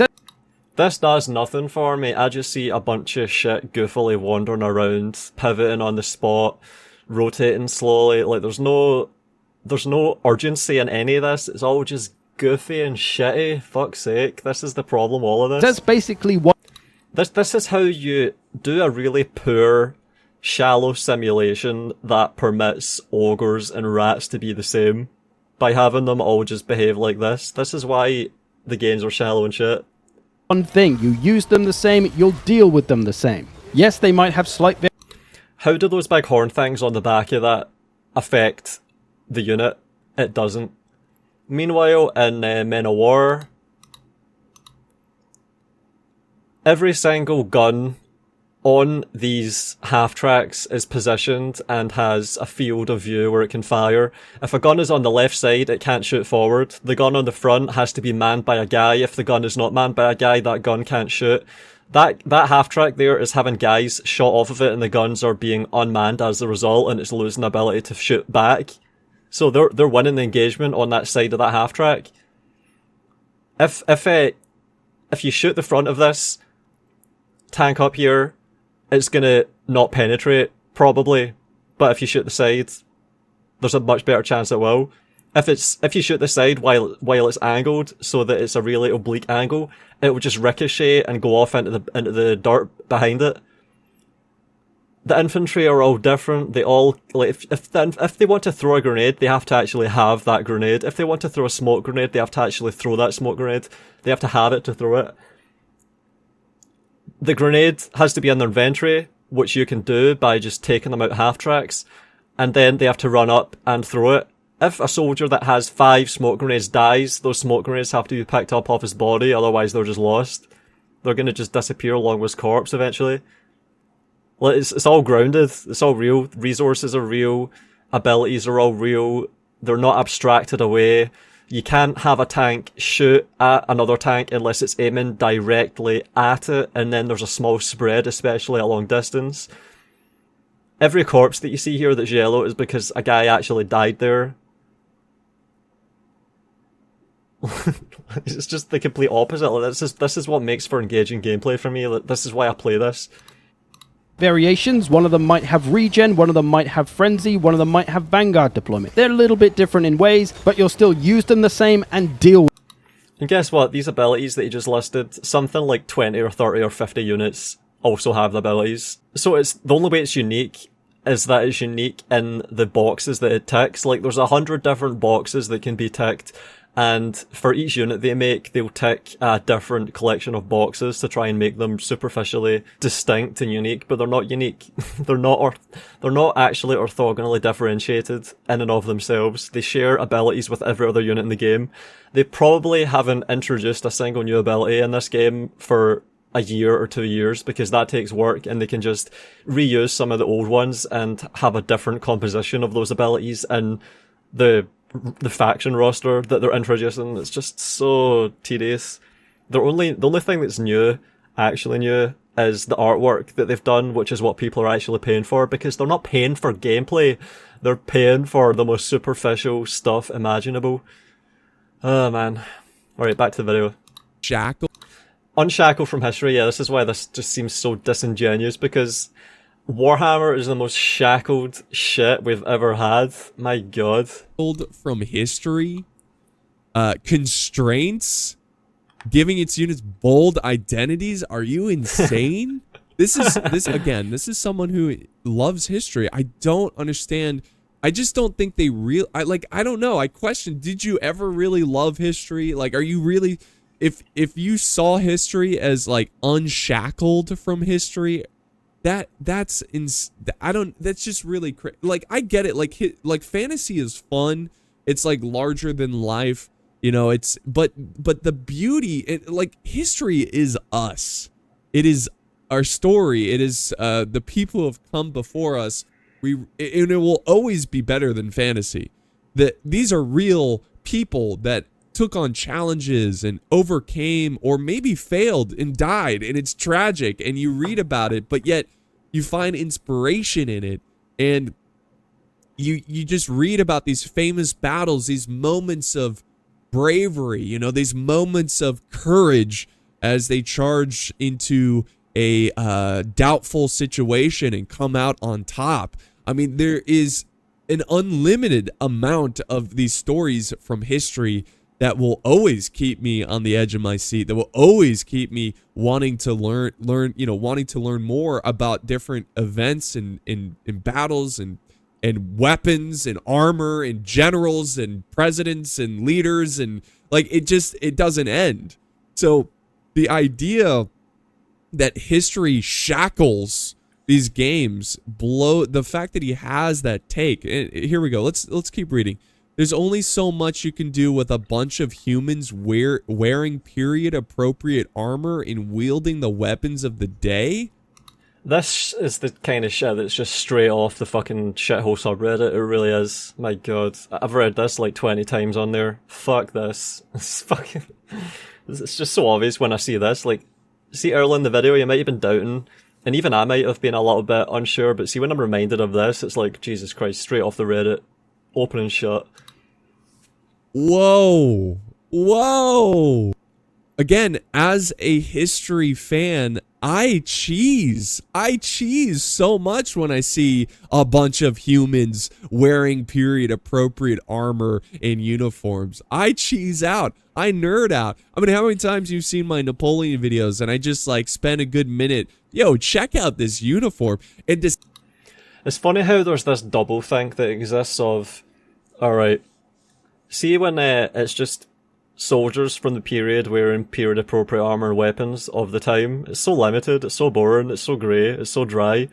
But then you have marketing for things like Pharaoh, where we're going to have the lightly armoured tribes from the South Egypt, and then we're going to have the more heavier armed soldiers from the east. You know, it's like they market the games with this stuff, and then you have it going really hard with something like Manor Lords, which is something this guy's covered as well, where they're all about authenticity, being authentic to the history, and having period appropriate medieval armor and weapons. It's funny how the gaming press one day can say, oh man, it's so boring when people are just wearing medieval armor from the time accurate period, and then they're just going full on hype train, fucking shilling for the next game that is actually attempting that. And it's like, oh man, it feels, you could probably just Google of this and find examples in your own time of the maybe even from this same outlet saying, man, see when I was playing Manor Lords, it was so cool to look down at my soldiers and see them wielding their pitchforks and having leather armor that's clearly been designed by consulting with historians. It's, oh my god, the double think, fuck off. Like, see what I mean about filler, just filling out words? It's like, this is all disingenuous, this is all bollocks. How many times has this same journalist written the complete opposite somewhere else talking about a different game? I wonder. I'm not even going to look into it. I'm just going to wonder about it. To see it actually play out in a virtual battle, to see history in such a different perspective will never get old. It will never be inspiring and amazing and just a beautiful, interesting look on history. This is why Total War pulled me in, was because of the history, and someone from a classical studies degree who yeah, like for me it was Shogun 1 when I was aging the single digits playing the demo of Shogun 1. It was so cool, like even hearing Ute before they fire their arrows. And then I've mentioned it before in my Flicidification video, but that's all real. I still have these memories decades later, literally decades later now, Jesus. What is he talking about, man? Jesus. What else? Oh yeah, Sudden Strike. I played Sudden Strike 1. That introduced me to the arsenals of the Nazis and the Allies. Like, I learned all of the tank designations. Like, I learned what a light tank, medium tank, heavy tank is, a self-propelled gun. I found out what mortars were from that game. Like, I didn't even know what a mortar was until I played Sudden Strike 1, because I'd only played Red Alert. That was my exposure to World War II, or the Cold War. Like, I'm learning what anti-tank guns, it's like, it's weird. Wait a minute, so there's the guns that are in tanks, but two guys just wheel them around on two wheels and then aim them by just turning a big wheel, and that's how they aim the gun, and it's just sitting there and it doesn't move. That's something that they used in war. That's interesting. And like that got me into World War II, playing Sudden Strike when I was aging the single digits. Just like Shogun 1 got me into, and also getting into it with games is so cool because it's engaging. Like, you're actually interacting with it the whole time, trying things out, seeing how it works, learning how they worked by seeing examples of it. Even though it's a relatively rudimentary simulation of it, it's still cool and you still get the feeling. So it's, yeah, I totally agree with Pixelated here, and it's just, I'm reading this article and it's like fucking drivel. Oh man. Should value history. I don't understand. Like, this should be enough. This should be enough for you to keep coming back. But the way he says it is so condescending. A bunch of humans? What? A bunch of humans. Like, a bunch of humans. It comes off the Reddit. This is the kind of language that they use. Like, see, it's even dismissive and disingenuous. Like, that's it. It's a straw man, obviously. Like, it's not a bunch of bananas at all. It's it's a group, a formation of humans, and they say a bunch like it's fruit. Fuck's sake. Or it's just an American thing to say a bunch of anything but bananas, but yeah. A bunch of water. Lame humans. It's like, what? These are people that overcame, that struggled. Like, how are you not? You know, it's funny. I went on a trip recently to Alaska, and we went on a boat, a big boat, bunch of people on it, and we went to a national park that you can only get to through boat and plane, and it's called Glacier Bay, and there's a beautiful glacier there, and you go and you just hang out for many hours just it's just, you're surrounded by mountains, the glacier. I mean, you can see the photos right here. It was a beautiful day too. Like, and that was very uncommon for Alaska at this time. Apparently it's been cloudy for like 12 days straight, and then the day we go, it's sunny. It was almost like warm. We saw orca, we saw seals, we saw otters. It was amazing. It was one of the most beautiful things I've ever experienced in my life. And I went to go get some water, and there's people waiting in line, and I overheard their conversation. One guy was like, "How long are we going to look at this block of ice?" If I really wanted to look at a block of ice, I'd just open my fridge and stare at it. I was blown away. I just like, oh my gosh, are you serious right now? This is one of the most if this doesn't strike you as beautiful, I don't know what's wrong with you. It's like a disorder or something, like you're mentally ill or something, or you're just incapable of seeing beauty. And that's, I think it's just disingenuous. I think it's just a hack journalist lifting crap off of a shithole subreddit, honestly. I'm so convinced of that. Kind of what I feel from this. When you describe it as a bunch of humans wearing period-appropriate armor and wielding the weapons of the day. The word is rhetoric. Like, that is shithole subreddit rhetoric in a nutshell right there. That's the word I was looking for when I paused. How is that not interesting? How is that not fun to see these units that you've learned about in textbooks actually come to life and fight in a virtual battlefield? I don't get it. And that's of course the draw. They totally understand that. See, for the Warhammer fanboys that have been substituted in, like tagged in, for the fans of the old games, that is the entire draw for them. They're seeing their little figurines that they've spent $5,000 on their collection, $5,000. They're seeing it actually move and be animated, and that's the whole draw for them, pretty much. So they totally get this. Like, you don't have to explain this to them. And this is the person that hijacked their rhetoric, and if he doesn't understand this, then he's just been taken for an absolute fool by those people. Like, he's been duped. A games journalist that's just totally fallen for the bullshit rhetoric of the shithole subreddit. It's just embarrassing. Like, my god, just get a different job. Jesus. He says, it gets worse. You can fiddle with the stats, but ultimately you must work with... And it's backwards again, because fiddling with stats is the entire approach to the Warhammer games and how the units are differentiated. It was bad for Rome 2, it was really bad for Rome 2. Even older games like Rome, Shogun 2 had a little bit of this problem creeping in. It's unavoidable, but it's now just a crutch. I was talking with someone that worked on a lot of these games and did some designing of the gameplay and stuff, and I had an example that I hadn't really thought about before that was really good, and it was the bonus versus large. Bonus versus large, we've now abstracted away the advantage of being a small target into just a stat. The geometry is irrelevant now. Like, this is one of these important things to talk about that motivate me to make this video. The geometry now no longer matters. Instead of having the geometry actually determine what hits and does damage, we're going to just have a bonus versus large.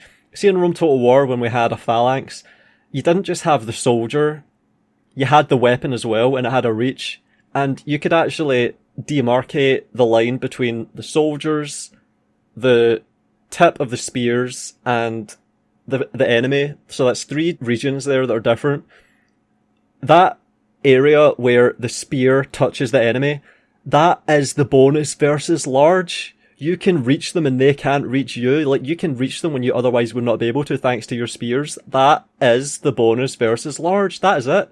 But now, how are spears simulated in Warhammer games? Can you have a big wall of spears that keeps the big monsters at a distance and just pokes them and gradually attritions them down, like Lord of the Rings with the cave troll? Can you do that? Can you just gradually attrition these big monsters down with the type of weapon? No, the type of weapon is irrelevant because the unit just has a bonus versus large that does the heavy lifting. They've abstracted away the geometry and the behaviour of the weapons into a number, and the number does the heavy lifting. They're fiddling with the stats. That fucking backwards. and this was a conversation I had that explained how this happens. The idea, the thesis behind this bonus versus large abstraction is that the people in lead positions want to be able to, you remember the word spreadsheeting that I used? I used the word spreadsheeting years ago, and I even made a video called The Spreadsheeting of Total War that addressed this problem. The people in lead positions literally want to be able to make spreadsheets of all the units and then hand that off to the people that actually design the games and the units, so that they can then build the units with that approximation in the spreadsheet. Instead of actually disambiguating the bonus versus large down to how well the unit performs with its weapon, its reach, the geometry of the target, they just left it as a bonus versus large. That's pretty much it. That's what's happening here.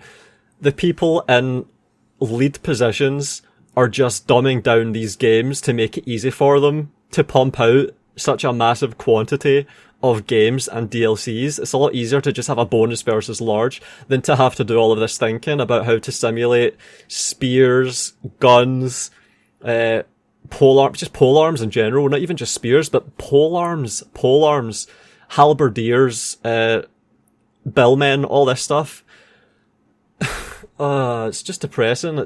And so this is completely backwards.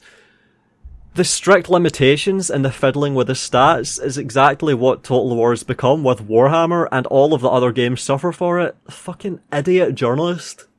Do you know anything? Within the strict limitations. See, before I got the scoop on, like, hear it from the horse's mouth, basically, from actual developers that worked on these games, I was already onto them with this, with my video, The Spreadsheeting of Total War's gameplay. I already basically pointed out this problem and observed instances of it and gave examples of it. And then it's confirmed, like, there's no excuse. If I'm just a player, before I've really even talked to developers and had it confirmed or disconfirmed, if I can figure out why can't games journalists, like, it's a lot easier for a games journalist to talk with developers than it is for a YouTuber that's a critic. What the hell? Oh my god. A horse archer is a horse archer the world over. But when you can stick goblins on wolves and have medieval chivalrous knights fighting war mammoths, things get a bit more interesting. Do you know what this reminds me of? This reminds me of one of the first counter memes that I popularized or tried to popularize back in 2020 when I started critiquing.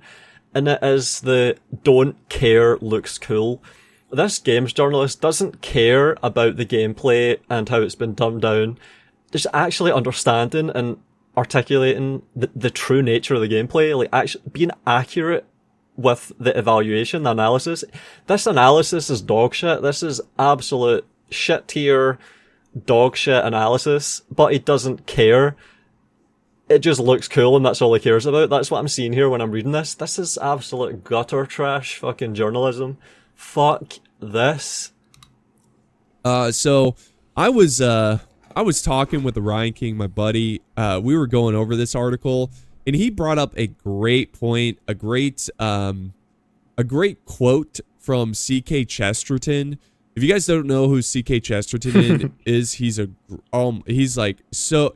philosopher, a Christian apologist, and he has some of the most interesting takes, and just his perspective on life in the world are really, really interesting. Even if you're not Christian, I recommend you read G.K. Chesterton's work. Orthodoxy is a really good. That's kind of like his. I don't know if I would say it's. I would say it's his masterpiece. I would say it's just such a good read, and it really makes you think about life in such a different perspective. But he's talking about limitations, and there's a great quote from C.K. Chesterton about art and how art is limitation. So this is the quote: "Art is limitation. The essence of every picture is the frame. If you draw a giraffe, you must draw him with a long neck. If, in your bold, creative way, you hold yourself free to draw a giraffe with a short neck, you will really find that you are not free to draw a giraffe. The moment you step into the world of facts, you stepped into a world of limits. You can free things from alien or accidental laws, but not from the laws of their own nature. You may, if you like, free a tiger from his bars, but do not free him from his stripes. Do not free a camel of the burden of his hump. You may be freeing him from being a camel. This is certainly the case with all artistic creation, which is in some ways the most decisive example of pure will. The artist loves his limitations. They constitute the thing he is doing. The painter is glad the canvas is flat. The sculptor is glad that the clay is colorless. So that was kind of a quote, not only explaining the beauty of art and how limitations bring about beauty and, you know, the truth, but also it's about free will and how if you break these rules, they become soup. And I think our friend here has just lost the understanding of the beauty of limitations. The issue here is not that a horse archer is a horse archer the world over. The issue here is that Creative Assembly is making a horse archer the world over.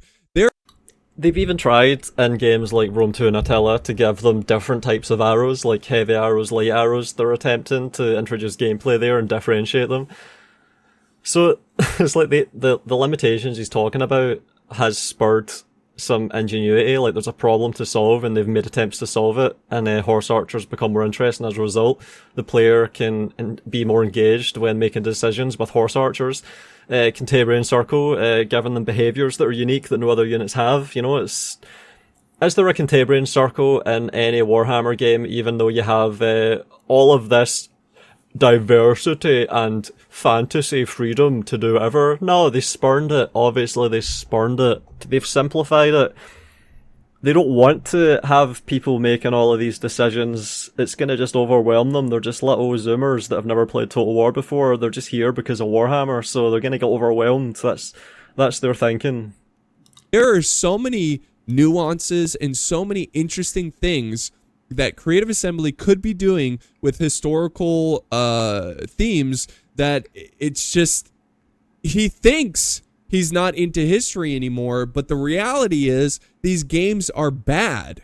They're bad, and they make you want to play a goblin on wolves and have knights fighting war mammoths because, I don't know, it's kind of childlike to say that, but yeah. Maybe the flashiness makes you look past the bad gameplay. Maybe the over-the-topness just makes you realize that, you know, you're sticking a dummy in your mouth and just so you don't cry, basically. Blinds you from how bad the game is, but he just has lost the perspective of the beauty of limitations and the importance of making a beautiful game within those limitations. And the problem is that Total War Creative Assembly doesn't know how to do that anymore. It's a different group of people from the people who made the original games that push the boundaries of gaming and history gaming and strategy gaming in general. And now it's become a shallow, empty, uninteresting slop. These games have become slop. They just become soulless games that have no passion or fire within them, no soul. And now he has to rely on goblins on wolves to have any kind of fun. I'm gonna cut it there. The rest is just him talking about Star Wars and 40K. Honestly, you know, opinion discarded. I don't really care what he has to say after what he's already said. Again, not trying to be harsh, but I just feel like his misguided take here is that it's not that you don't like history, it's that their games are bad. That's your issue. Let me know what you guys think. Do you agree with me? Do you disagree with me? Are the Warhammer games really that great? Does fantasy really unshackle the limitations of history and makes you somehow enjoy it more? Yeah, I don't know. I don't know. But let's go now to, ironically, a Reddit post. And this, I think, really sums up in a nutshell of how I feel. It kind of goes into Pharaoh and everything. So let's get into it. All right, this is on Voland's Reddit page. Voland has a great channel of criticizing the new Total War games to a T, like extreme detail, breaking down like mechanics and stats and everything. So great channel, check it out. But this is from Not an Alien, and Yeah, I appreciate that. See some of the comments on this video. They're really dismissive, saying that sometimes he doesn't talk about the gameplay. He just sort of glosses over it. But part of that, I think, is that he doesn't want to just repeat things that I've already taken apart in great detail in videos. Like, I've actually done videos. I've mentioned a few of them. The work has been done. It doesn't need to be done again. He's responding to the article and he's responding to this Reddit post. So those comments are kind of disingenuous. They're acting as if these arguments don't exist and haven't been made when they have. Like, I've explained the flaccidification of ranged combat. I've explained the single entity problem. Even before me, you had people like Reno Sanity that were coming along and making videos about Rome 2, which is what started all of this. Remember, everything that we've had is a fork of Rome 2, which is the first really big bad game. So the critique has already been done, and there is the critique. Like, he pretty much says that explicitly. The critique has been done. Here is if you want more. So those people are being really disingenuous when they're acting as if he doesn't have more substance. He's fully aware of the substance. I've sort of enumerated some of it because I have it at the tip of my tongue pretty much. Like, I can just felt like it's just a bingo card for me at this point, responding to these arguments and this apologia. And I can even give examples of like developers I've talked to now that have filled in some details and gaps for me. So like, we've already done all this work. We understand this stuff.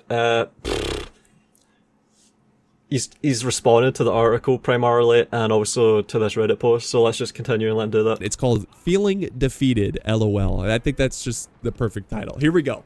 I'm not going to read it all, but just the important parts. Despite huge backlash in the state of Total War Pharaoh and the Warhammer games, CA releases a shitty little update, and now everyone is praising them and saying, what a good job you've done. No fixing of pathfinding, no siege AI, no multi-level settlements or sieges, no evolution of the chariot gameplay loop, dismounting, repairing, etc., no naval battles, and somehow the community feel like this last update fixed the game. Yeah, this is what I was talking about earlier. Like, the guy who's like, I just didn't enjoy Pharaoh because it ain't Warhammer. No, you didn't enjoy Pharaoh because it's bad. And you, again, you can enjoy Warhammer. You can look past the shallow mechanics because there's flashy knights fighting war mammoths and whatever the hell, you know. They're chasing their own tail, basically, with trying to reintroduce features that we had 24 years ago in Shogun 1 and even Medieval 1. Like, they're making it out to be a big deal that they've managed to reintroduce things that have been missing for maybe a decade that are now just getting added back in, that we got used to more than 2 decades ago, and we're now meant to be praising the fact that they've reintroduced them like it's some achievement, like we're meant to now be able to do new things with the games that we've never done before. No, we're gonna just be in the shadow of games that we played when we were kids, and also, while putting up with that, we're gonna be looking at all of this shit that reminds us of Warhammer, which is exactly what Three Kingdoms was for me when I started to realise that this basically is just Warhammer. Troy was just like an absolute gut punch of fucking hell Warhammer. They've managed to try and sneak a Warhammer past me. My god, I'm fed up with this. You know, that's where it is. Oh, whatever. And this is 100% true. Pharaoh Dynasties is not good. All right, and I'm not gonna play it. People ask, are you gonna play Pharaoh Dynasty? No, I'm not playing it. I feel like this marks the death of a franchise that I really loved growing up. Oversimplification and lazy game design.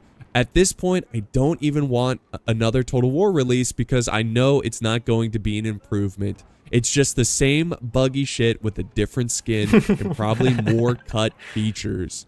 Yeah, I mean, that's exactly how I feel, and I want to know what you guys think. Are you in the same boat? Maybe you agree with me somewhat, maybe you disagree with me entirely. I just want to hear what you guys have to say. And again, I think this Reddit post really sums up my plight, I guess. So let's not blackpill you guys entirely. Let's look at a new indie game that I think a lot of you true Total War fans will quite enjoy. And let me make this clear before we get started with this.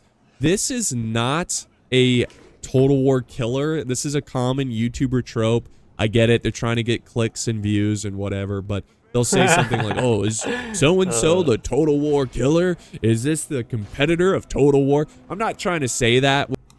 It's funny how the battles on Manor Lords, which is what they led with on the market, more or less, turned out to be just really shitty. Like, even a game like Songs of Six, which literally is made by one guy, has better battles, arguably. Yeah. But now he shouts out a game, Mast of Command, from Armchair Historian, that I'm not really interested in. I'm too busy with all these other games, so I wouldn't even really be curious. But other people might be. But now, and if we have enough time, because this is dragging on, Jesus, I've spent a long time on this, we have a video from Legend of Total War responding to this. Today, I want to do a bit of a reaction video to Pixelated Apollo's video called Total War Has Fallen, which he released 2 days ago. I'll leave a link to this video in the description. Highly recommend you check it out either before or after this video. It's entirely up to you. I'm not going to be going through the video and watching it in this one here, but more addressing some of the points and continuing on the conversation that he started here, which I do really appreciate that Pixelated Apollo has done. And just started this conversation. I don't know if he really wanted anyone to react to it. Maybe he thought some people would, maybe he thought they wouldn't. I don't know. I haven't spoken to him personally or privately in regards to this. But I watched this video twice. I made some notes on the things that he said. Some of the things he was saying are very interesting. But also some of the things that he said I think were actually not very good. And I'm going to address those and just be honest with him about. Those would be the real interesting things for me. Like, I clicked through this video and listened to it, not taking notes, but there were some things I can respond to, so those would be the most interesting aspects, the disagreements, because obviously I pretty much just totally agree with Pixelated Apollo, and I'm even more cynical about the article, for example, and the author's motives, and how they got there with writing that trash. So, we'll see. About with you guys as well, with I guess some of the argument fallacies that he's made, so that we can stop making these argument fallacies because they don't serve any purpose, and they. This is exactly what I'm all about, like spotting fallacious reasoning, and calling it out, like just platitudes, pleonasms, literal fallacious arguments that are offered up. That are proffered on purpose to muddy the waters, like all of this obfuscation that just riddles this discourse. I'm totally in favour of this. And obviously, like, some of you might have heard this before, but like just thinking about fallacies, which is like this video actually gets into fallacies, like no true Scotsman, all this stuff. Like that is my jam from when I was like 16 and had to learn how to think and read about all this stuff. Like the whole new atheism period, I was. I know this stuff inside out, like it's just effortless at this point. So any conversation about fallacies, it's like I'm flexing an old muscle. So let's go. They actually serve to actually invalidate everything that he said here, and I don't want to see that because he's got some really good points, but he's made some dumb points as well. And the thing is, in this day and age, is that if you are 95% correct about stuff, but people will hone in on that 5% that you're incorrect, and use that 5% to invalidate everything else that you've said. So you've got to be really careful about making argumental fallacy. But that's the even bigger fallacy. If one thing is wrong, it doesn't have any bearing on whether anything else is wrong, unless it's part of a syllogism for which that second thing is the conclusion, you know? So, like, that's the mother of all fallacies right there. Now, the first thing I want to address here is the actual title, Total War Has Fallen. Do I personally think that Total War has fallen? Is it the end of Total War? Yes and no. It depends on what happens in the next few years. We're in a crossroads right now because right in the past couple of years, Creative Assembly has released some of its best content ever, but also simultaneously some of its worst. And so I really don't believe that Creative Assembly is completely immune to having themselves shut down.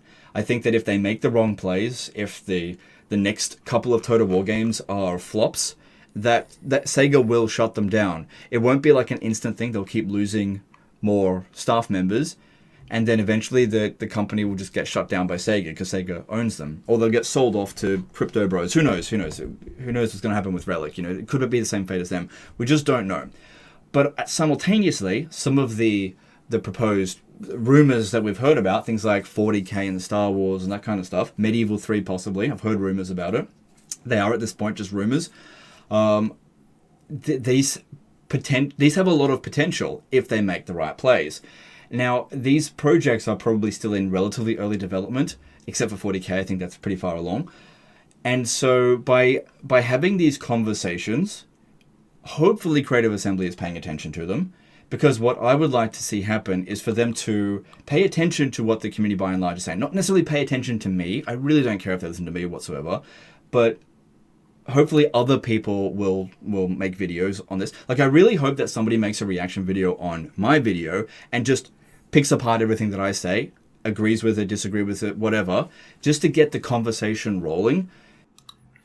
I'm not sure who he's even thinking about in terms of this, because, like, see, this subject of Total War Has Fallen, all of the most integrated Total War shows are just not going to touch this with a 10-foot pole. Like, they're terrified of this. This is just asking for trouble from their handlers at Creative Assembly. It's going to just piss them off, especially if they don't push back and agree with this stuff at all. It's going to just annoy them. It's not a good play. It's not a calculated play for the shills to join in on, like, piggyback on this and start saying things that are provocative. So it's like I have to think he has me in mind when he's saying this, in which case, yeah, I'm happy to respond to this.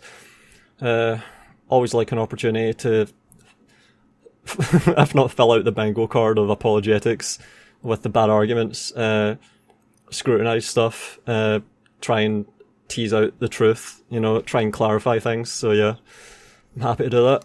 So that Creative Assembly can pay attention to what the community by and large wants.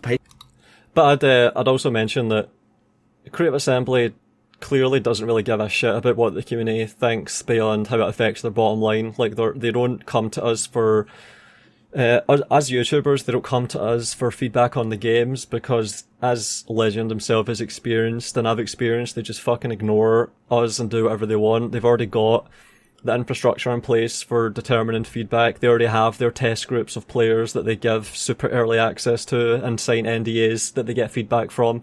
This whole process is developed and quite complex, and they don't give a shit about what YouTubers think, especially the ones that are good at the games and can just take them apart. Like, they probably care more about some casual player that's totally new to the game and their immediate reaction to the game and fumbling with the UI and struggling with basic concepts like, why are my guns not shooting? The unit's in range.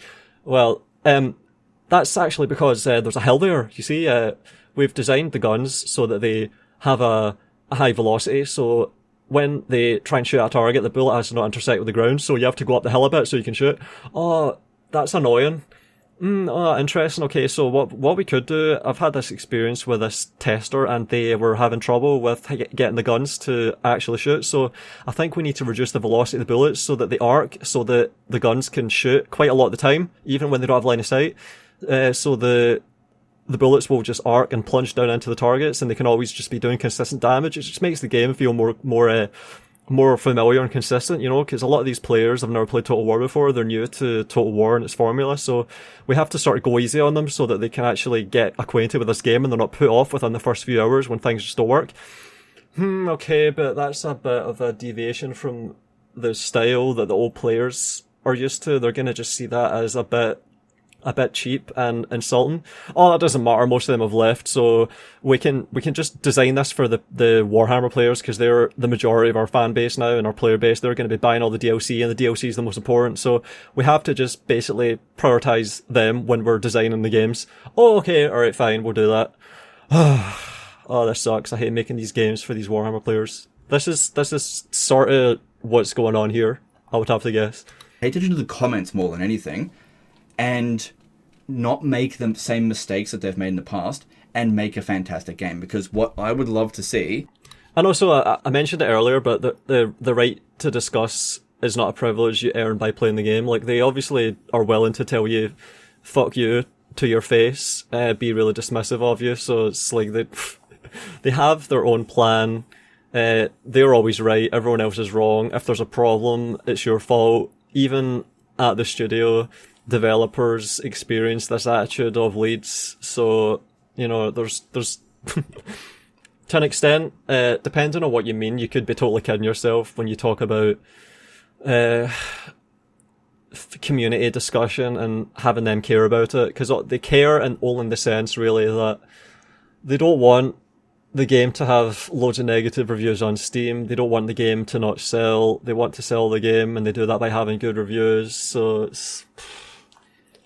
it's not the kind of caring that you would want. It's a more cynical profit motive caring, which is just a constant recurring theme, you know.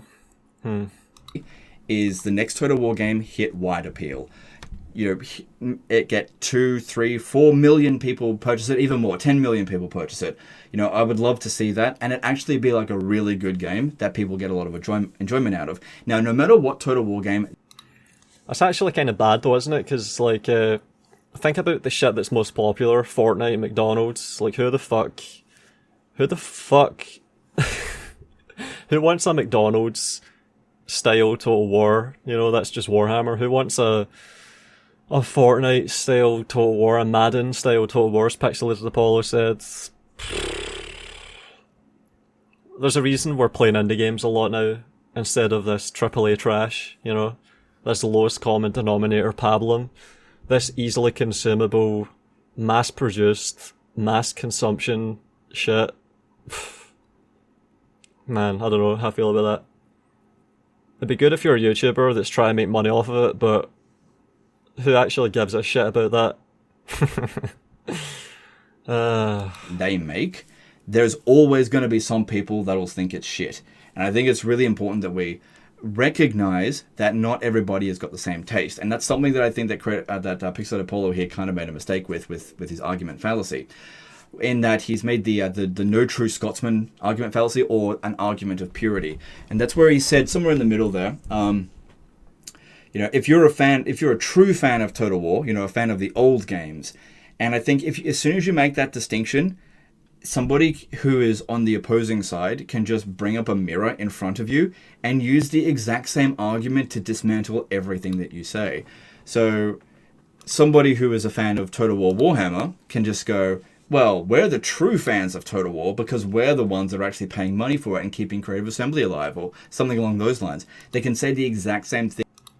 I'm really familiar with the no true Scotsman fallacy. Like, the idea is, alright, a Scotsman is a Scotsman. They're born in Scotland, they grew up in Scotland, they're a Scotsman, but they don't eat porridge, so they're not a true Scotsman. What's the difference between a Scotsman and a true Scotsman? It's just a pleonasm. You're inventing a category and saying there are Scotsmen and there are true Scotsmen, and then you try and make out that the true Scotsman means there's no such thing as a Scotsman. So it's a bit self-defeating. Like, it's an obvious fallacy. But if you change, like, this could be actually like a sort of straw man of Pixelated Apollo's position. Maybe he doesn't mean a true fan. Maybe he just means a veteran, in which case... An example an example of somebody who during Rome 2 he had a much larger audience. His proportion of Total War audience was proportional to where I am now. So where I was then, I was tiny and he was quite large. And I'm talking about Volound, who was an expert at Shogun 2, had a very large Shogun 2 based Total War channel. And shortly after Rome 2, he voiced his opinions and then disappeared from the Total War community. Basically he didn't want to stick around anymore. He got fed up. Whereas I did get fed up and I nearly did retire from Total War. I nearly went the way of Volound. However, I do love this franchise. The point I'm trying to make, okay? The point I'm trying to make is that my community is mostly veterans of Total War games. I've checked to see what age demographic of my core audience are veterans. That's who I represent. That's who I identify with. Community, but we are a big part. And Thrones of Britannia basically gave the veterans of the Total War community a middle finger. So if you just take out true fans, like if you just, to be charitable, like to steelman Pixelated Apollo's position, and well, this is what I actually understood. Like I I think there was a point where he said true fans at the end, but it sounded kind of sarcastic and like he was just being, let's just rhetorical. So if you were to just take out whenever he said true fans and just say veterans, it would mean the exact same thing. Like I've been playing since Shogun 1 in 2000. I think Legend of Total War has been playing since around the same time. Pixelated Apollo, I think, has been playing since at least Rome Total War. That's 2 decades ago. We are veterans of Total War. That's undisputed. I don't even give a shit about fan status. I think that's fucking cringe. Fan culture is part of the problem here. Fuck being a fan. Fuck brand loyalty. Fuck simping for corporations. We're talking about veterans. We're talking about people that have played the old games and are aware of what they're capable of. I think that's what we're actually talking about here. So it could be a fallacious argument he's making if he's saying no true Total War fan likes Warhammer 3, but I don't think he even said that. I think he's just talking about veterans typically detest shallow, dumbed down, modern Total War games designed to appeal to plastic collector children. That is what I interpret him to mean, so yeah, I think I've sort of addressed that, cleared up a bit. Thing to invalidate what you say. And so if we use arguments of purity, everybody invalidates everyone else, and nobody gets to have their say, and everybody's hopes for a Yeah, he's obviously right there about the nature of the fallacy. No true Scotsman dislikes... No true Scotsman eats porridge without salt in it. Okay, but I know a Scotsman that does eat porridge with salt in it, but he doesn't wear a kilt. That is not a true Scotsman.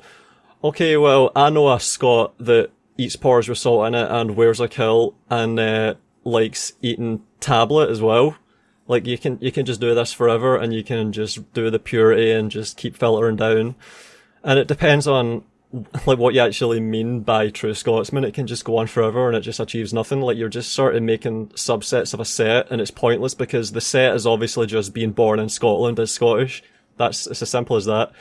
If you're a fan of Total War, then you like the Total War games. If you are a veteran of Total War, then you've played a lot of the Total War games and know your shit and know what you're talking about.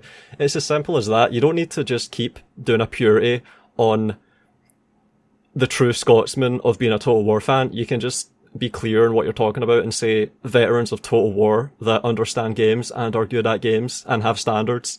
That's what we're talking about. Total War game are invalidated. This is something we want to avoid, and something that happens a lot on every aspect, whether it be on YouTube, in the forums. It happens all over the place, and I'll bring up some of this stuff over here as well in a moment, and maybe I'll actually do that now. Now would be a good time. So this his video went on the Reddit. There was actually multiple posts of it on the Reddit, Total War Has Fallen. This will usually happen with Reddit. If somebody makes a negative video or does something negative, that is way more likely to get posted on the Reddit than if somebody says anything positive. Like, if I make a video that says Total War is in the greatest state ever, that video will never fucking make it on the Reddit, right? But if I say Total War is dog shit and is about to die, it's guaranteed it's going to hit in the Reddit, because people do focus on negativity on the Reddit. It's just unfortunate, but this is what happens. Anyway, so we get this really interesting scenario here of like an invalidation loop. So first thing I want to do, so here we go.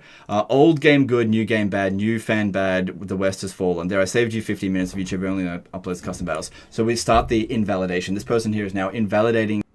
That's all they can do. They're totally dishonest, disingenuous. They do everything they can to muddy the waters. They can't actually discuss the games and arguments.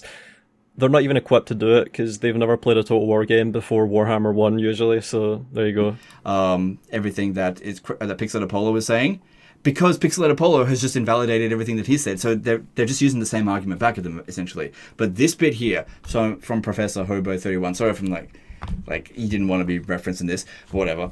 I don't think he even invalidated anyone's argument. Like, he's willing to argue on the merits, and that's what he did. He even appealed to the videos that do a lot of the heavy lifting of arguing, like deep gameplay analyses with examples, structured, scripted videos. So he's willing to submit the videos as the arguments and have them be responded to, but he knows that no one responds to them and debunks them. My videos barely even get criticise, they just get butthurt people leaving comments that don't even acknowledge what I say. I can make a 50-minute critique video analysing ludologically an aspect of the design of Total War games and never get any pushback, even just butthurt people. They'll never push back against the arguments, they'll just be butthurt. See my video, Rome 2 is a terrible game, and the other one that I made not long after it, or before it, on the same subject, that barely had anyone attempting to push back against the video. It had loads of people in the comments that were upset at the video, but it had no one actually arguing the substance of the video. And whenever people actually did attempt to argue the substance of the video, it was usually because they were so foolhardy that they ended up debunking their own argument by just, they were buttressing my argument for me by accident because they were so inept. They're just foolhardy. So it's them that are not willing to argue anything because they can't. Like, they literally can't. Like, see this stuff that I was saying about the abstracting away of geometry into bonus versus large? There's no argument against that. It's just a fact. It's just fucking obvious. The moment you think about it, you realise it's true. There's no argument against this stuff. They have to do this instead. This is what they do. Pixelated Apollo knows this. I know this. Everyone knows this. But something really interesting happened here. So I want to read out this word for word. So he says, I've been in the sub for the better part of a decade and have been a moderator for about 6 years. The part about the fandom having changed, he says, replaced as if it was intentional by CA, which I don't really agree with, is 100% true. So something that Pixelated Apollo said in his video that, yeah, the people that are playing Total War game will pay. I've explained before how Creative Assembly clearly have an incentive to just get rid of the people that know the old games because they are able to shoot holes in this narrative they've constructed around the newer games where they're actually dignified and good games compared to the old ones. Like, it's just a big LARP that they've got going on. And anytime someone comes in and points out, wait a minute, Shogun 1 had dynamic weather, not only does it embarrass the marketing efforts behind these games, but it means that these fanboys have to do this stuff. They want to ban these people. They want them to drop off. They want them to go away. They've clearly been leaning into Warhammer non-stop. See, whenever they actually commit, if you can even use that word, to making a non-IP, non-Warhammer game, it's always super low budget. Troy was low budget. It was just a fork of Warhammer. Pharaoh was low budget. It's just a fork of Troy. It was even supposed to be a DLC of Troy. We've had that confirmed. Let's take a look at these reviews because I saw something really funny. All right, I'm going into the reviews.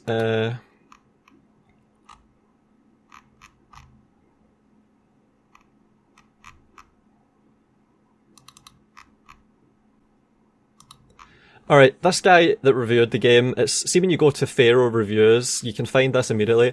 I'm quite old, maybe not that old, but old enough to remember Rome, my first Total War game. The thing is, I can't quite recall when generals stopped giving speeches based on who their opponents were, or when each faction lost its unique introductory and victory videos, and at some point, every representation of the cities on the campaign map just became a blob, stripped of any uniqueness, reduced to nothing more than stats. It's such a shame. I bought this game because of the amazing update, but my Greeks were ranting Trojans this and Trojans that against the Thracians of all people. That's when I realised this was just another soulless project. My faith in this company started to waver when they removed sea battles, something I'd always wanted. They gave them to us only to take them away a few years later. I've been sticking with CA for a long time, since before my old Steam account, but maybe this is the last game. He noticed it's just a fork, a blatant fork of Troy, and they didn't even comb over it and make sure that these kinds of gaffs didn't make it in. Would you call this like see the cup in Game of Thrones, the Starbucks cup in Game of Thrones? It's like a movie gaff type thing. It's like a slip. There's so many slips in these games. We see them all the time. It's just it's like an emperor has no clothes thing. It's like the illusion just shatters. Come on, man. We notice this stuff. We're equipped to notice all of these slips. We remember things. We make connections. We are a problem. They obviously want to get rid of us. Eventually they'll want to get rid of all the Warhammer fans as well when they go over to 40k, because they're not going to be the right Warhammer fans anymore. Like, all the people that are sitting like, I'm never going to buy a 40k game. I'm only into the fantasy Warhammer stuff. they're gonna just be a pain in the arse when they stop pumping out DLC for Warhammer and it's just 40k stuff after that, or Star Wars. Like, see if they go over 100% to Star Wars, do you think they're gonna want to have all of these Warhammer nerds sitting around clamoring for DLCs for Warhammer? Just one last DLC? No, it's gonna just be annoying. It's like, you abandoned us. I'm calling it right now. It's like, you abandoned us. We wanted to give you money for more DLCs for Warhammer. You didn't even do this faction. You said in this video on YouTube that you were thinking about doing this faction, and I was so excited, and then you never did it. They're already anticipating this stuff. Come on. They obviously want to get rid of people that can point out all the stuff I've noticed about Shogun 1, Medieval 1, Rome Total War, Shogun 2, even for the Samurai's ancient history now. They don't want these people around causing these problems, just sort of inserting things into these conversations on Reddit that they totally control, by the way. I'll get into that in a minute. Paying for Total War games now are completely different to the people who were paying for Total War games 20 years ago. And it's not 100% different because, I was there before and I'm there now. I've been a fan of Total War for nearly 20 years now, I guess.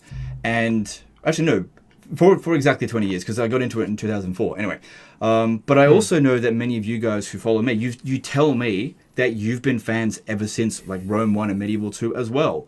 So some of us have been here the whole time, but there's definitely been a fan replacement. But the thing is, that is normal within any franchise. You're going to have the older...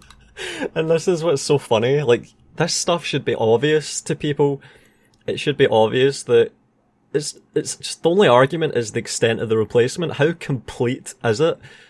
I can tell you, not many people that have been playing Far Cry 1 still play Far Cry 10, and because they release a new one every year and they're shit, and it's going to just be soulless spam, just clones of Far Cry 4 that are done badly. FIFA, I played FIFA 05, 06, 07, 08, and then I started to get fed up with them because they weren't even developing the career mode and it was turning into a microtransaction vehicle with fucking loot boxes. By the time FIFA 10 came out, I was totally fucking checked out of this. And then you've still got people talking about FIFA games on FIFA Reddits today, like, these FIFA games are good. Oh, come on, you fucking naive arseholes. There's so many examples of this. Oh my god. Older people grow out of a particular fan base and move on, and people who were not even freaking born when Rome 1 came out become fans. Here's the thing to really understand. It's so obvious to me, at least, that there's so many children around nowadays. Like, see, when I read comments, I'm just like, this person is fucking 16 or 14 or something. Like, Jesus. I hope this person's 14. It would be so depressing if this was a 30-year-old. It would be so depressing. I think that so much of the time, especially in this place. My god. Is that somebody who was born when Rome 1 first came out, they're 20 years old this year. That's pretty nuts, right? So, they've become fans of it, and some of these games are older than they are. But, it's really hard for somebody to go back and play games that are older than them. I understand that point of view. But anyway, getting a little bit off topic there. So then it continues to say, since the first Warhammer game became a huge success.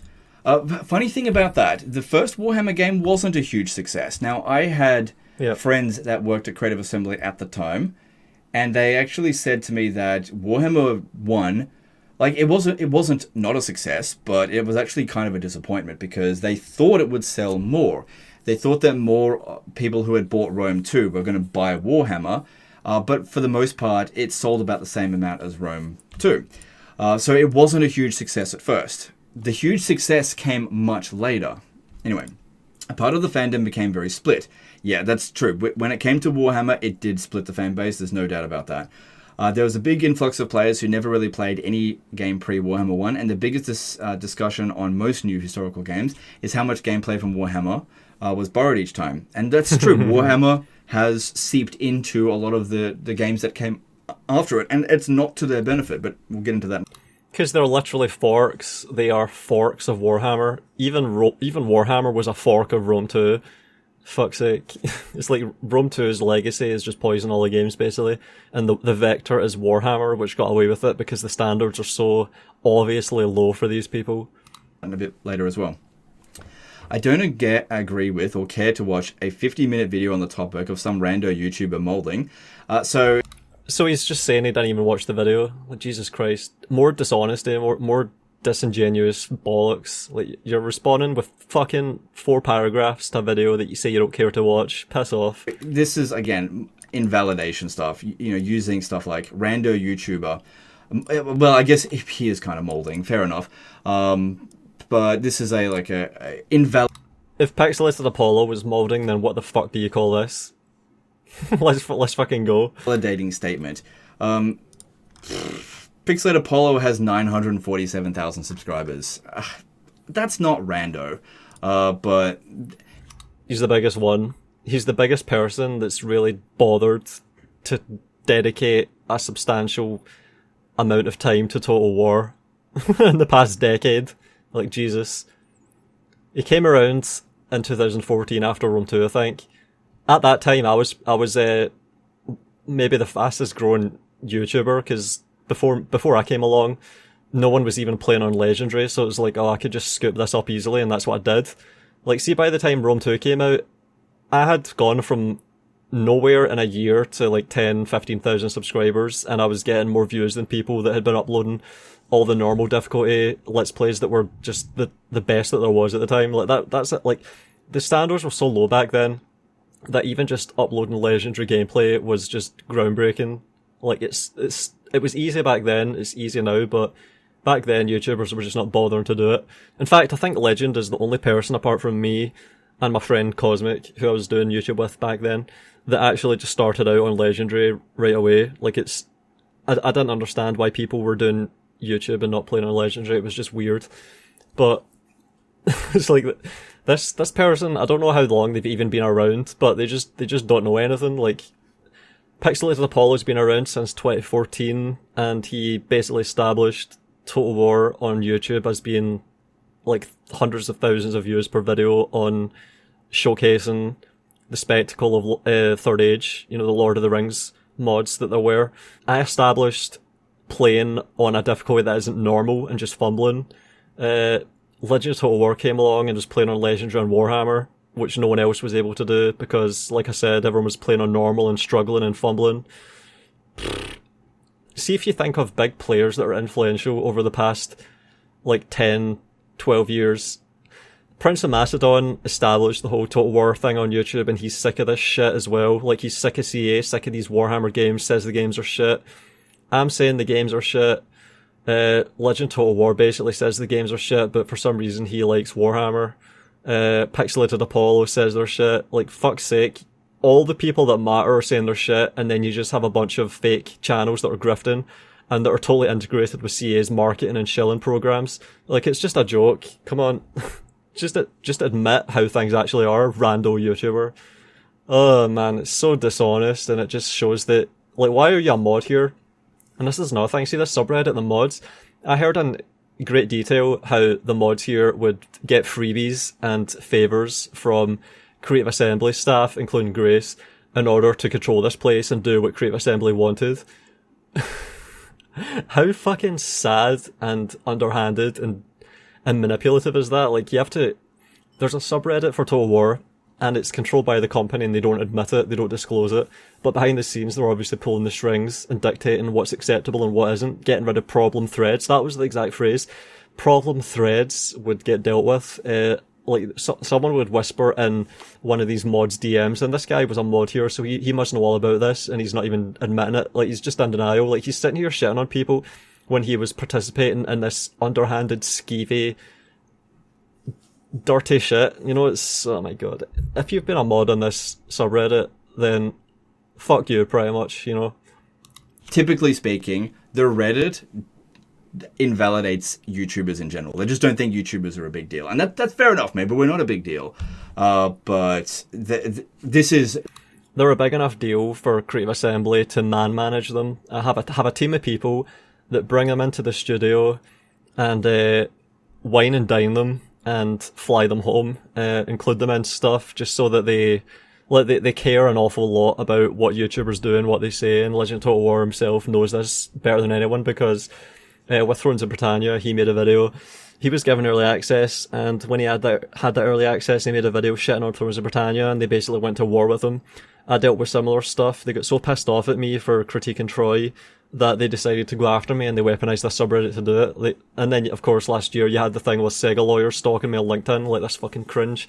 So, and also filing DMCA strikes against YouTubers that are fraudulent. Like, Jesus, there's so much to suggest that they care a hell of a lot about what YouTubers think. They have people there whose jobs it is, as part of their job descriptions, if you can believe it, is to just sit and watch YouTubers and control them and manage them. Also, the thing that happened when they decided to go to war with me in 2020, they had an actual staff member go into LegendofTotalWar stream and shit on me, make sure that the narrative around me was controlled and went the way they wanted. Like, Jesus, they're so pathetic. Right, continuing this. Not an uncommon opinion that you would hear from Reddit. They just don't care much about YouTubers. And that's fine, because YouTubers tend not to care much about Reddit. They spend a lot of time invalidating each other. That's fine. But there is some truth into the whole affair. Just dismissing it as nothing important doesn't help either way. And both the fans and CA have a tendency to just try and dismiss all the criticism or any content creator who takes issue with the game. I'd rather there was some discussion about the facts. I wonder why he's not a mod anymore, you know? Or if he is, why is he posting on his second account? It's a bit funny. Because I've noticed they do this. They have a mod mode where they talk and act as mods, and then it's like they unmod themselves and they just talk as a non-mod. I wonder if this guy's been demodded and he's just still sitting here just worming his way through things, you know? Because he seems to have... He shat on CA there and said that they dismissed criticism, which is accurate. Well, this is actually true. He's been honest here. The fact that a chunk of the historical only players are pretty disappointed with the latest releases, then comments like this. Once again, see when it says historical only players, that's disingenuous, whether he means it or not. It's basically just non-Warhammer, the people that don't like Warhammer, regardless of whether they're historical only. Like I said, if Creative Assembly made an amazing Game of Thrones Total War, do you think any of these historical only players would be like, fold their arms and just shaking their head and pouting like, nope, I'm not going to play that. I'm not going to play that amazing game that's 10 out of 10, that has 20 million sales, that is getting all the gaming press, that's on fucking CNN, that's amazing. No, fuck off. Come on. Just fucking so stupid. Really, it's fucking stupid. And two sides who add nothing to the discussion. One side says the old games were better. The other side says shut up and enjoy the new ones. And nothing changes. Years and years of this gets pretty tedious. Look at that. He's trying to make out that everyone is just as bad as everyone else. I'm rising above both sides. It's like, you want to talk about fallacies? How about the false balance fallacy? Or both sidesism? Like, there's a fallacy for you. He's making the fallacy of...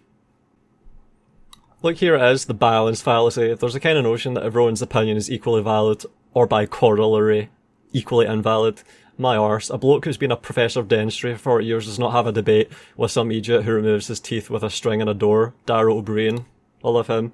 The balance fallacy is an informal logical fallacy that occurs when two sides of an argument are assumed to have equal or comparable value regardless of their respective merits, which in turn can lead to the conclusion that the answer to a problem is always found between two extremes. The latter is effectively an inverse false dilemma, discarding the two extremes rather than the middle.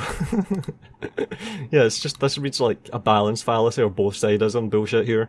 I completely agree with this statement here, and this is kind of what I really want to be talking about in this video here, but it's just pretty funny. He says we shouldn't be dismissing conversation when he's like dismissing what has been one of the biggest voices in Total War on YouTube.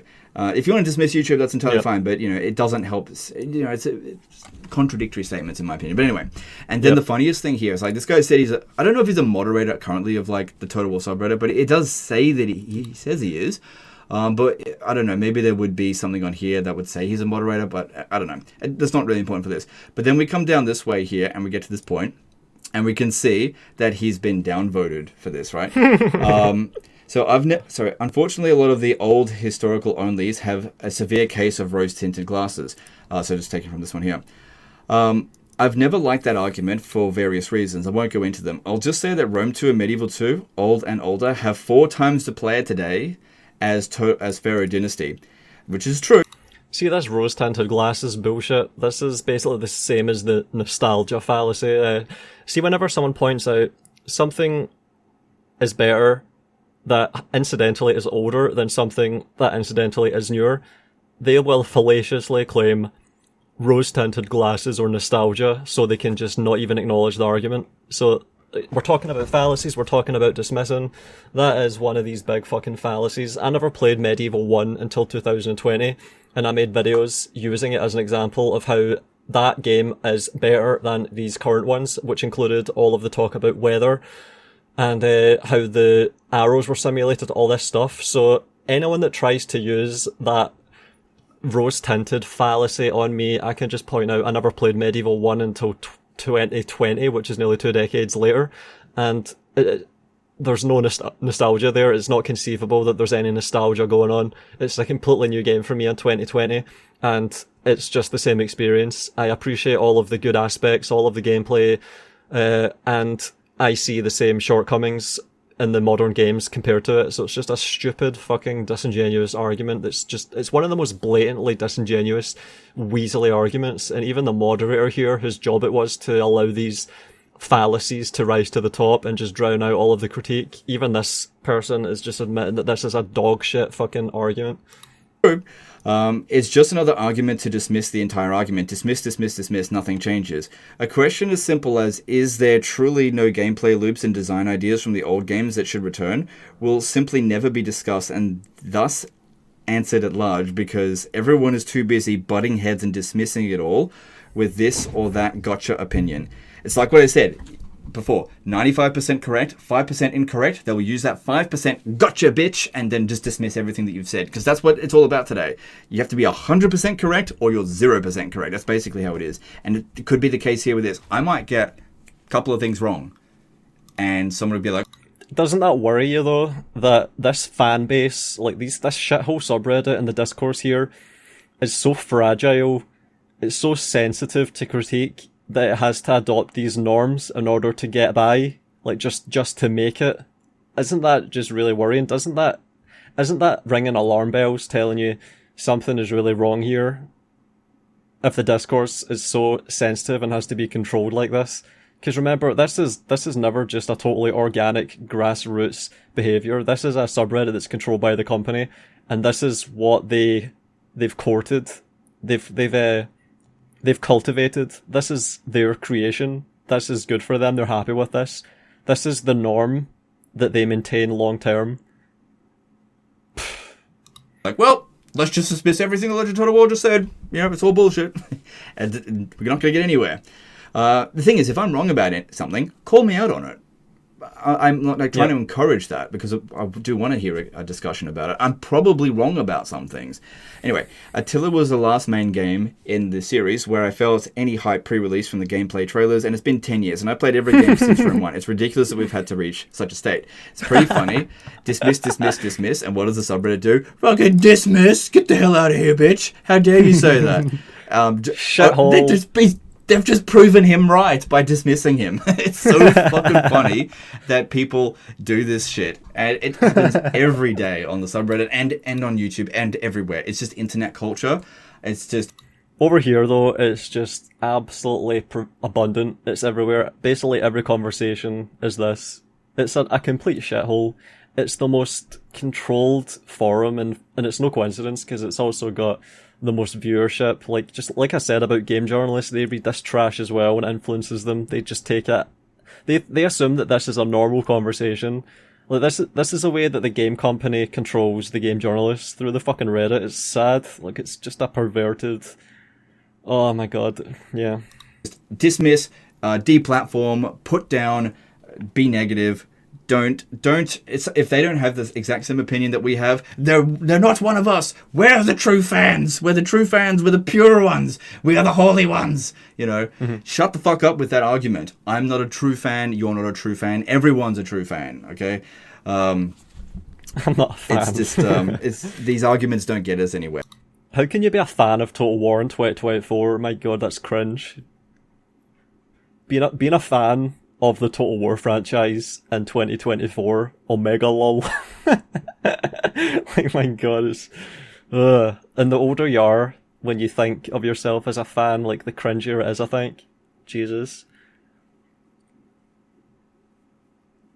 It's like you're a fan of cartoons when you're a kid, Pokemon or something when you're a kid, as you get older, it's like, see, Star Wars adult fans, it's like a cringe source, a perpetual source of lulls and cringe that people just laugh at. It's like a laughing stock. Like being a fan of shit in 2024, like even Game of Thrones, which I do really appreciate, especially the first few seasons, I would still not go around calling myself a fan of Game of Thrones. I would just like Breaking Bad. Like I really fucking like Breaking Bad. I've watched it like 5 times or something, just all the way through. Better Call Saul is amazing as well. I would even just calling myself a fan, it's kind of weird. I'd rather just express what I like about it when I do like it and stay away from all that fan cringe. My god, I don't have a fucking Better Call Saul mug, you know. It's like, oh my god, if they started selling Breaking Bad memorabilia, I wouldn't buy any of it. Like that's just, no, fuck that. Where but anyway, so yeah, the dismissing of other people's opinions. So what does make a Total War fan? I think it's pretty. I think we can all agree on a very easily defined term. If you play a Total War game in the last month or on a regular basis over the last few years and are interested, like you would purchase a Total War game in future. If you have oh my god, come on, hurry up. Let's get to the point. If you've played a Total War game in the past like year and you actively do enjoy Total War games, even if it's only 1 or 2 of them, and even if it's the first one, Shogun 1 or Medieval 1, then you're a fan of Total War. And if there was a new Total War that would... Alright, fine, but really that all that is a player. Like, you're just a player of the games. That's gonna... See this here, this definition that was given, that's gonna include people that despise the latest offerings, absolutely despise them. And people will get the wrong idea if you say you're a fan of Total War, because they'll assume that you mean the stuff that's going on right now. Like, you might as well just say you are a connoisseur of classic games, and it would probably be more accurate. You know, it's a bit of a weird thing here. Like, see when I think fan, I think you're on board with how things are going. Total War, like, we're talking about just Total War. You're a fan of just Total War. That means Total War as it exists in its totality. That's the assumption. So that's going to be weighted to be contemporary. But in the example you gave of the one that plays Shogun 1, Medieval 1, Rome Total War, like that person is deliberately just playing old games and it's conspicuous that they are not playing Warhammer. It's very conspicuous. So they are not a fan of Total War. They are just someone that appreciates classic games. They probably play Diablo and Deus Ex and all this stuff as well. Like the games I mentioned at the start of the video when I was talking about the demos I played when I was a kid. Like they're an enjoyer of classic good games, or as the game distributor called themselves, good old games, GOG. They are just an appreciator of good old games in that case. So see, when you say fan, the assumption is obviously going to be current contemporary releases. And that is just not going to apply to people that are sitting there playing Total War and appreciating Total War games, but are consciously avoiding. We've already acknowledged all of the avoidance that is going on. These people are consciously avoiding these newer games. So, you see, like, there's a lot of connotations here with fan and fandom, and you have to be careful with this, because you might be guilty of fallacies and assumptions. You might be making assumptions that lead to fallacious reasoning and bad conclusions. That's what I'm getting at. Come out that exactly appeals to what you want out of a Total War game, then that makes you a Total War fan. And saying that only the old Total War fans or only the new Total War fans matter, this gets us nowhere. We need to stop all this dismiss.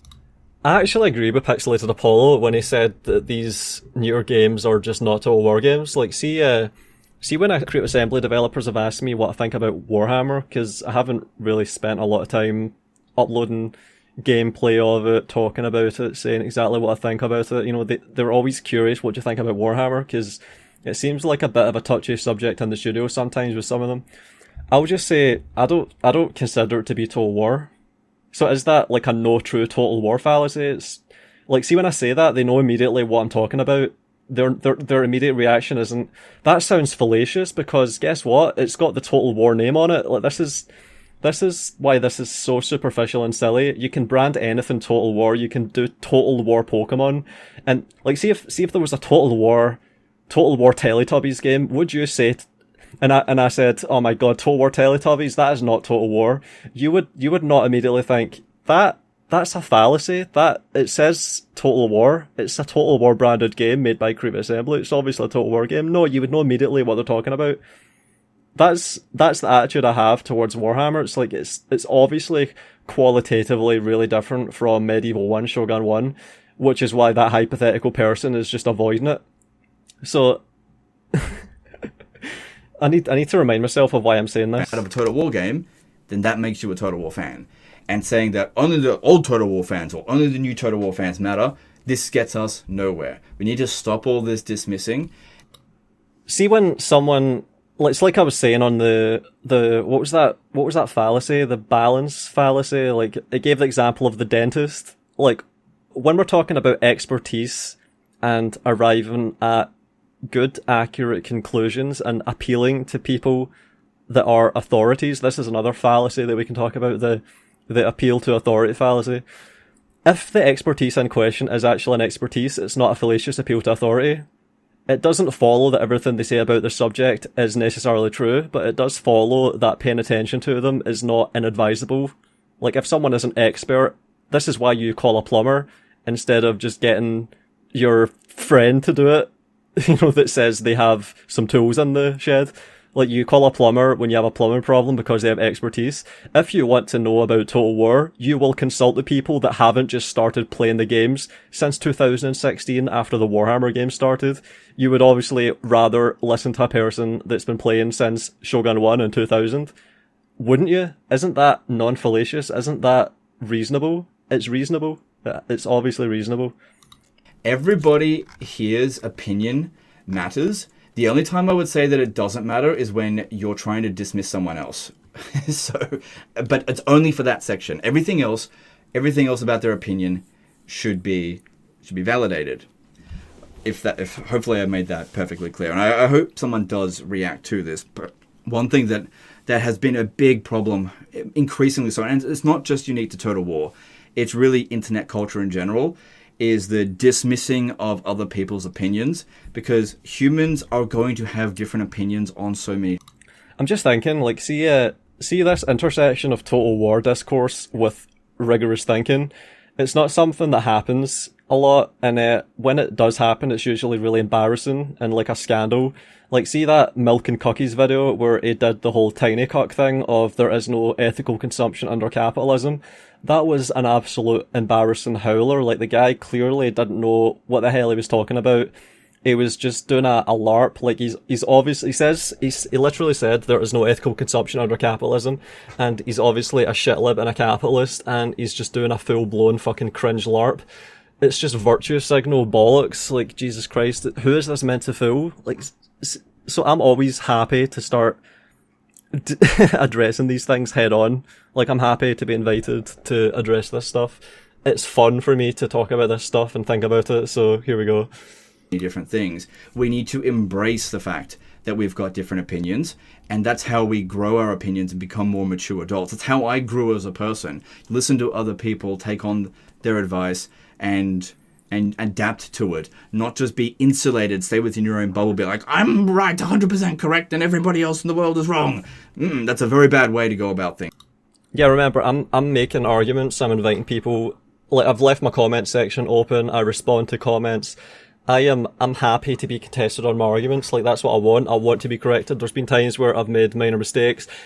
Pretty much every single time, though, I check it myself and figure it out myself. But sometimes, like, I'll put something forward on my Discord, someone will comment on it, and then I'll realise something, and that'll improve my videos. Like, I'm happy to be scrutinised. I expect to be scrutinised. It's only through scrutiny that my videos really become robust. The fact that for example, my flaccidification video has never been disputed, contested, pushed back against substantially in any way is a buttressing of that video. Like, it makes it more valuable, the fact that it's never been disputed. I invite this. Absolutely. Things, and unfortunately I see a lot of it these days. And what ends up happening as well is that the people who want to have this conversation, who want to talk about the state of these games, they get shouted down, they get downvoted, and after a while they just leave. Now here's another thing that the next thing I want to talk about. That Remember, I left for 5 years in 2014 until 2020 almost, because all the people that were around for Shogun 2 and Fall of the Samurai and wanted an amazing Rome 2, they just dipped. Like, all the YouTubers, like, see, after Rome 2, there was basically a shedding of all of the Total War YouTubers, and a new generation had come along that was willing to pretend that Rome 2 was acceptable. Basically, like, half or more than half just dropped off and did something else. Like, you had all these people going into Paradox, you had people going into the Men of War I showed earlier, Prince of Macedon just detested Rome 2 for obvious reasons, and started uploading Men of War Assault Squad 2. So, yeah, good taste in games there, especially with Rob's mod, holy shit. But it was quite common. I think you had Diplex Heated doing the same thing. Like, after Rome 2, there was a massive shift in who was even willing to continue covering Total War if they were even going to stay around. Like, everyone moved to other games like Paradox and Men of War, and the ones that didn't just left. Like, there's a ripped gamer dudester who's appeared recently, and I've been talking to, and he basically agrees with all of my critiques, and he's glad I've made them. So that's another, like, Point Man, another one I played against. I played against Point Man and Gamer Dudester in the Rome 2 Scan and Intel Invitational Tournament. Both of those people just left after Rome 2. They stuck out for a while, and then they left, just like I did. I left first, I think. And now Point Man is commenting on my YouTube videos every now and then, agreeing with them, saying, well done, keep fighting the good fight. Gamer Dudester is commenting on my videos likewise, and I'm in DMs with him, cool guy and everything. These people just agree with everything I've been saying, and sometimes they've been saying it the whole time as well, you know? That is a very worrying sign for Total War, going on to the Total War Has Fallen aspect. Now, Creative Assembly should be grateful for the bad launch of Rome 2 and Warhammer 3, right? Those two games specifically. And should consider those vastly better launches than what happened with Total War Pharaoh. You're going to have to really hear me out on this because it's really important. And I have a habit of not articulating this stuff very well because I didn't write a script. I'm just shooting off the cuff. Hopefully I get it right, right? Hopefully I can communicate this correctly. But I can't stress enough how important this is. So why is it that Rome 2's launch should actually be kind of celebrated? You know, it was a fucking shitfest, right? There was so much anger going around everywhere. Everyone was so angry about the state of Rome 2. Same thing with Total War Warhammer. It was a toxic time to be around. But why is that preferable to Pharaoh? People don't stick around and get angry about things that they don't care about. You know, the fact that people were angry about it meant that they actually wanted this game to be different. They wanted it to be better. And there was a lot of interest around it. If you have something that there isn't a lot of outrage about, if there isn't a lot of discussion going around, then that means that people are disinterested. Now, when it comes to a franchise, when you're trying to sell product to someone, the worst thing that can happen is apathy. When it came to Rome 2 and Warhammer 3's launch, you had anger. You had a lot of anger from the fan base. Anger is preferable to apathy. Because let's go through a few things here. This is what happens when you have apathy. If we have a look at Pharaoh, and I get that we've gone over this stuff loads of times before, but Pharaoh dynasties, so this is Pharaoh and dynasties, it's all lumped in the same. In terms of owner estimations, somewhere between 100,000 and 176,000, roughly. You know, it could be slightly more than that, but there's no way that it's actually 2 million. There's just no way. The player counts just doesn't match for that to be the case, right? This is the lowest sold Total War game of all time. But also, even more importantly than this, perhaps, imagine Pharaoh dynasties 5 years on from now. Just project into the future 5 years. Just imagine. What is the average number of hours played per player for Pharaoh 5 years after its launch? Compare that to every single other Total War game.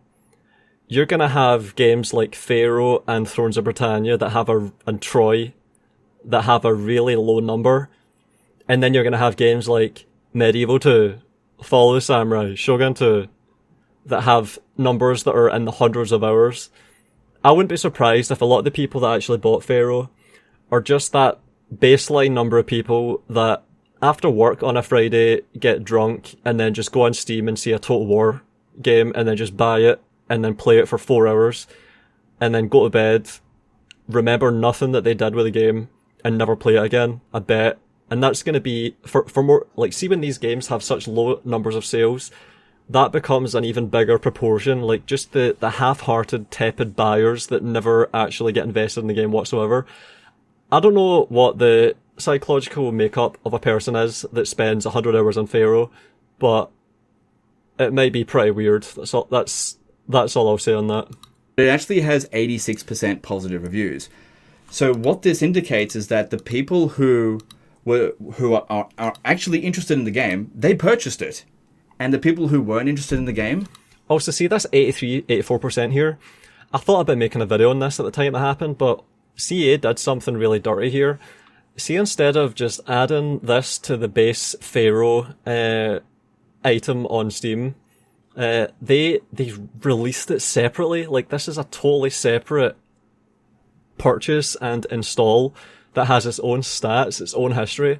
So they basically abandoned the terrible reviews that Pharaoh actually got, and they tried to rebrand the same game with minor changes to try and get an artificially boosted reception. It's really, really scummy. It's really underhanded, skeevy bullshit.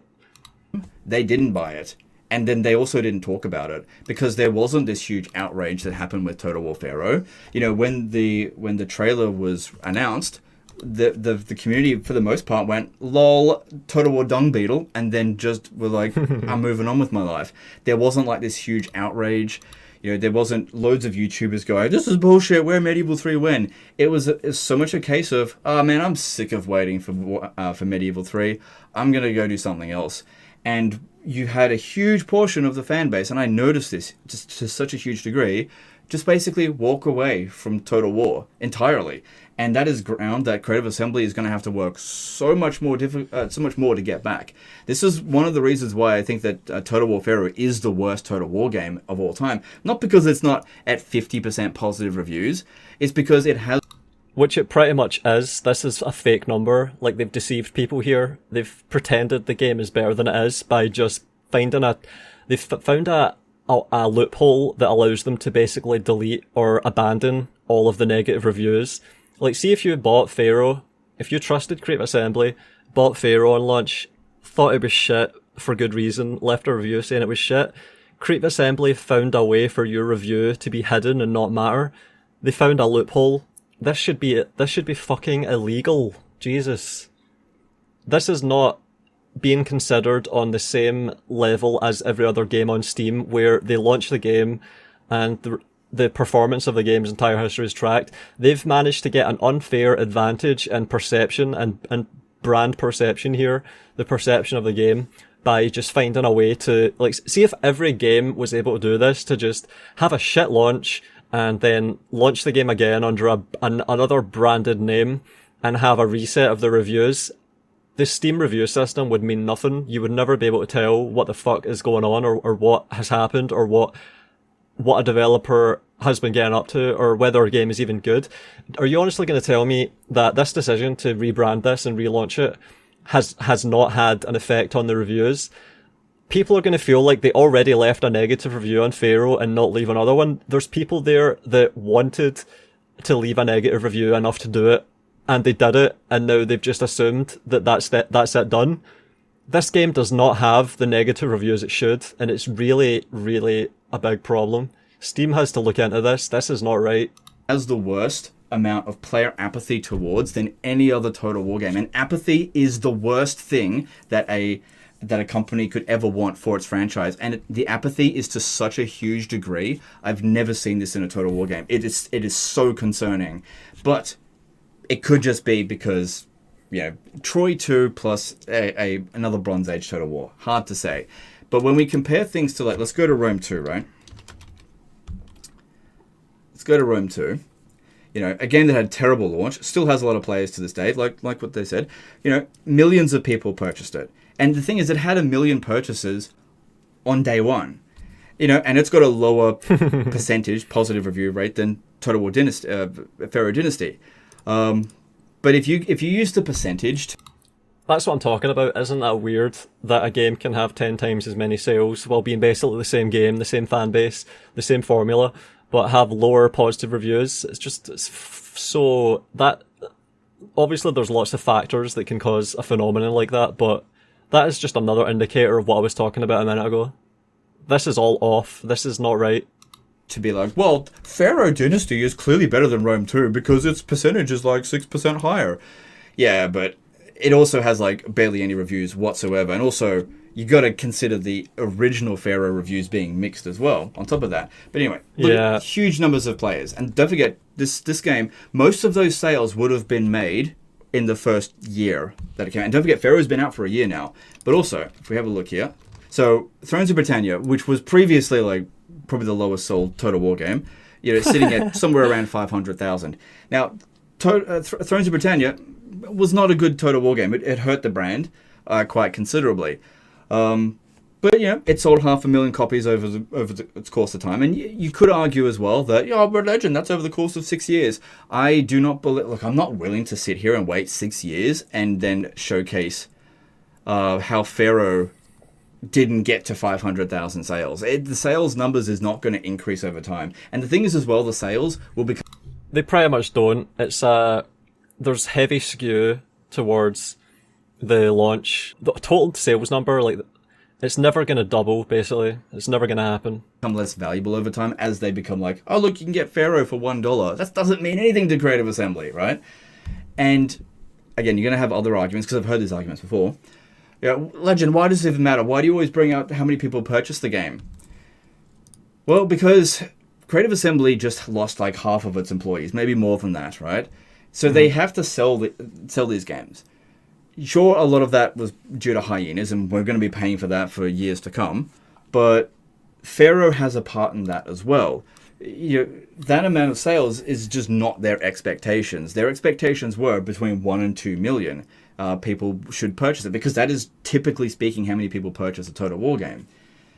And so if we use Pharaoh as a metric, if we get more of these apathetic type games that people are just not interested in, that just aren't talking about, they're just not interested in it, Total War will fall, because they will get smaller and smaller and smaller as they get more niche, and then eventually the entire company will collapse.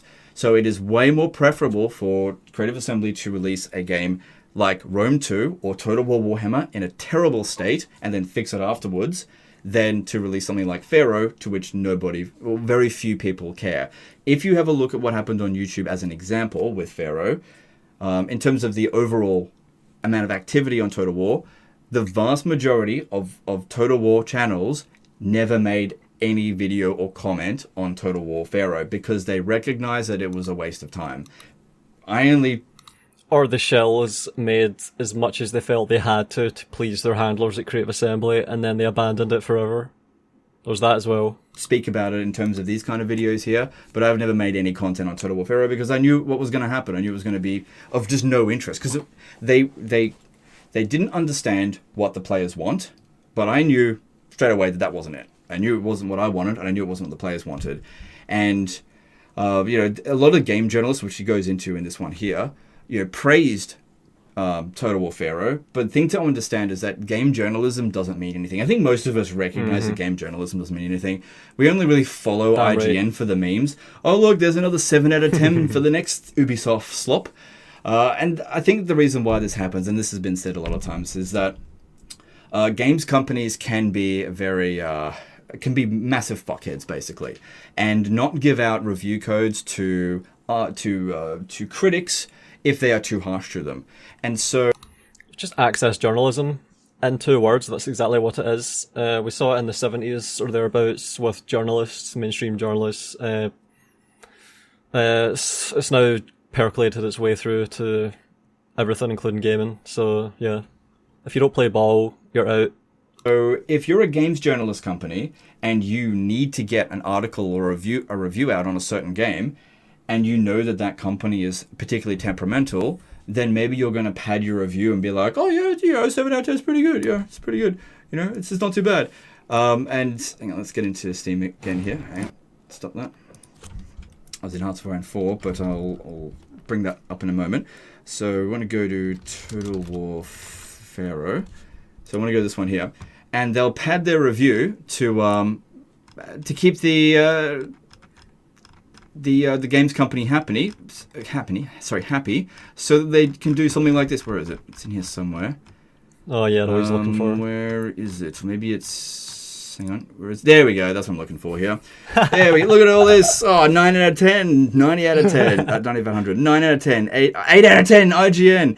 8 out of 10. 8 out of... Every single one of these games journalists was on time constraints to just play this game for like 6 hours and then make a shitty review that's fucking worthless and slap a number on it. And that's how you arrive at this shit. And it, of course, happens in the discussed context of having to play ball with access journalism pressures. So fucking slop. Like, see, at most, I would say this game was going to be like 5 or 4 or something. Fucking worthless. All of this is just useless. Fuck all of these outlets that did this. Useless fucking shit. You've even got PC Gamer there, who I had named as being in Creative Assembly Studio during Rome 2, and who knows how long that's continued for, or how far back it goes. But this is the kind of shit we're dealing with here. Yeah, 10. Look at these games journalists, you know? Look at this. You know? Look at this shit. You know? It's like, the games journalists are fucking incorrect most of the time. But you know why they do this stuff? Because Creative Assembly is extremely temperamental. They're little babies. And if you don't play ball with them, they won't play ball with you. And if they can't get the review copies, they can't get the articles out, they can't get paid. So they've got to play they've got to play Creative Assembly's game, essentially. And so Creative Assembly gets to put all this, oh, look at this, the 10 out of 10 for everyone here. But how many of the YouTubers do they put in here? They never put a YouTuber in there because it's like, oh yeah, 6 out of 10 or 5 out of 10 or something like that. And look, it's all just here. Historical Total War is... And this is why YouTubers become so influential, and then they get co-opted as well, because that's the progression, of course. I think a lot of people will understand this. Games journalists used to be the only way people would be able to get a feel for games like this, and then they all get co-opted, and then YouTubers came along, and people started to notice that YouTubers were more like them and were honest. So the game companies panicked. Creative Assembly obviously is one of the biggest panickers, and they just co-opted all of the YouTubers. Even that one I showed with all of the bonus versus large units are basically the same. Or, I mean, all of the large units, large monster units, or monster infantry, or whatever the fuck the term is, are basically the same. You have one, you have them all. Even he is heavily integrated into the Shilliinator program, which is what makes it so funny that he gives this concession so freely. It's really funny. So, yeah, it's all just controlled. It's like there's basically no YouTubers that I can even be bothered with. Gaming Press, forget it. It's back, baby. Oh yeah, it's totally back. It's back. This is literally the worst release of all time. Is a success. What a fucking success. Hang on, let me just go back. What a fucking success. Look at that. What a huge success. Indie game. They should be fucking embarrassed. Like, see if there's 20 Gaming Press people that gave this shit game an 8 out of 10, and there's only 200,000 people that even bought it, then that's like 10,000 purchases per shill review from games journalists. Like that, these numbers are just getting really tight. It's eventually gonna, this whole thing's gonna collapse eventually. It's just fucking embarrassing. It's barely even worth it at this point. Like, who's gonna pay? What's the point in paying a games journalist to cover a game when the article is not even gonna get any clicks? The relationship is gonna just break down. It's fucking doomed. Game numbers.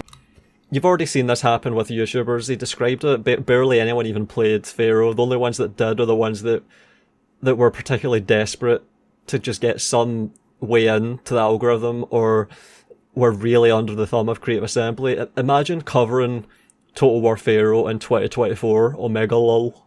Right there. So, as I said, the games journalists, they're completely fucked with this kind of stuff. It's maybe not even their fault. Because they have to deal with baby developer companies that just that are super temperamental, that'll withhold the keys if they don't give them a reasonably high score. But you notice nobody gave them a 10 out of 10, because you wouldn't. Anyway, that's another dead giveaway that he poignantly observes there. Like, that's astute. What's the chances that you're gonna get 1, 2, 3 9 out of 10s, 1, 2, 3, 4, 5.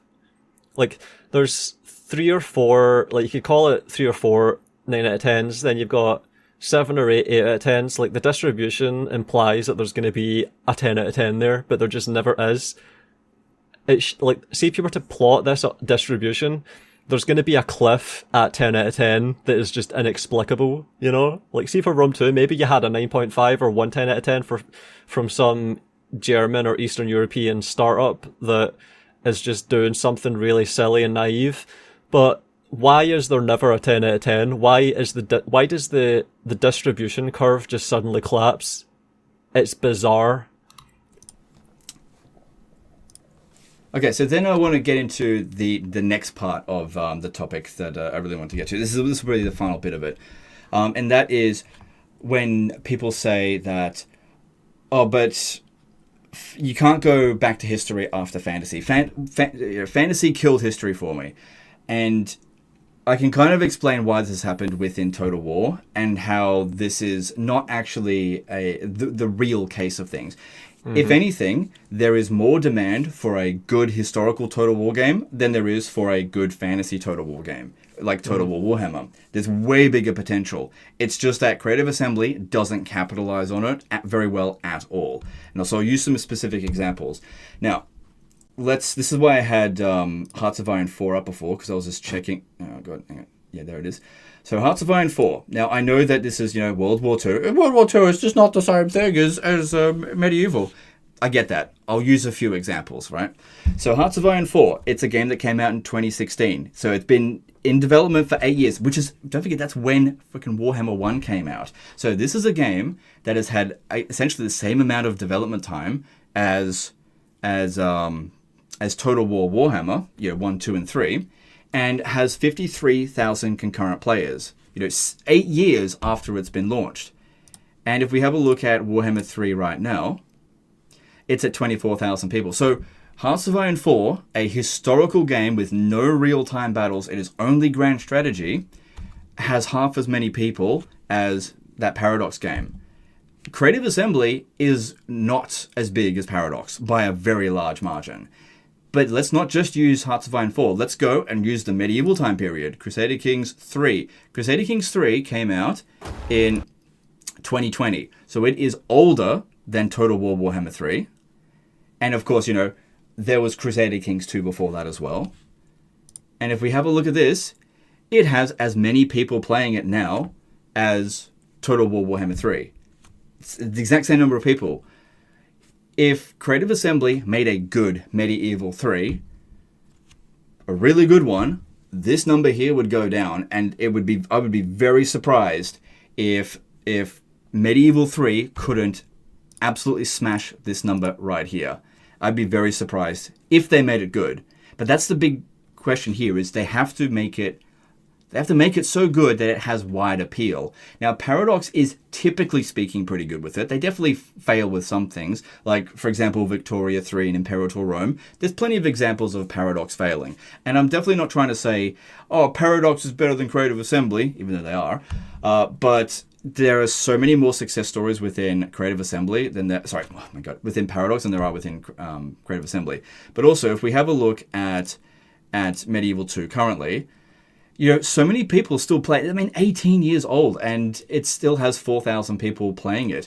And you could very easily say as well, oh, but Legend, most of those people are just playing Third Age Total War. I'm sure a lot of those people are, but at the end of the day, Medieval 2 was such a good game that it had such mod replayability. And you know what the funny thing is? Crusader Kings 3 has modability. There are overhaul mods for Crusader Kings 3. So I'm pretty sure there's a Warhammer 1. And I think there's a Lord of the Rings. I'm not entirely sure.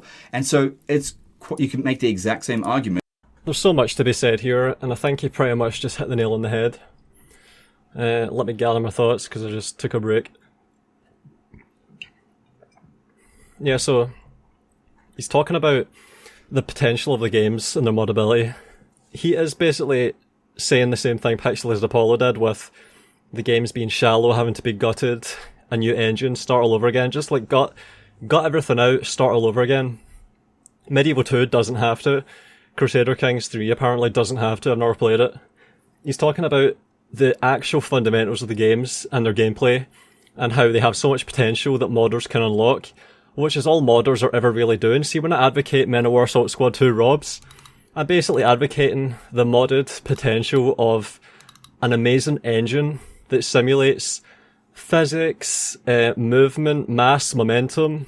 Like, I've played matches over the past few days where I'm basically pushing up against dead tanks and using them as shields, and they're absorbing a lot of the penetrative ability of shells, and this is happening in a real-time tactics situation that's fully 3D. There's so much potential in this gem engine from these Ukrainian developers here. That's what Medieval 2 has, and I totally agree. Like, the potential of Medieval 2 is way better than even something like Shogun 2. It's just ridiculous. The infantry combat is so heavy, and it has mass, and it's protracted. Like, Third Age, playing as dwarves, I've described it before, it feels really cool and engaging, and there's so much you can do. The player always has options. I don't feel like the options are just not there. This is the thing. This is getting to the core of the gameplay problems. It doesn't feel like I have options when I'm playing these newer Total War games, because the simulation is just so fucking shit on purpose. So, like, see right here, I'm controlling a guy with an RPG that's lying in a bush hidden. There's all these tactical options, and this guy has hijacked my vehicle that got decrewed, and he's using it against me. And I'm waiting for the enemy to get in range. There's so much potential in these games. Like, I'm declining to take that shot into that target because I want to take out the half track, which is more of a threat. And the rock is blocking my shot there. I have to wait until it gets into the clear. And I want to aim at the body of the vehicle, not the front, because if it goes into the front of the vehicle, there's a big chance it will just go right over the bonnet, because guess what? The hitboxes are absolutely real, and they correspond to the geometry of the unit. Oh, fuck's sake. It's so annoying when games just don't care about any of this stuff. Really it is. It's really annoying. So what else can I comment on with this? See, Medieval 2, its launch was not its peak. It continued to build on its launch, and I think it peaked years later in like 2012 or 2016 or something.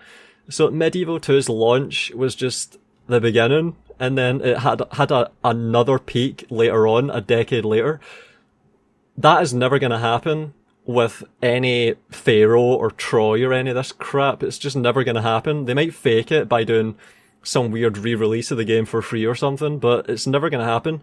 These games are extremely short-term, short lifespan. Thrones of Britannia is basically just a dead game. Medieval 2 is never going to be a dead game at this rate. Everyone knows why. So you can make the exact same argument that maybe a lot of people are actually playing some sort of mod for Crusader Kings 3 here as well. And maybe the same thing with Hearts of Iron 4.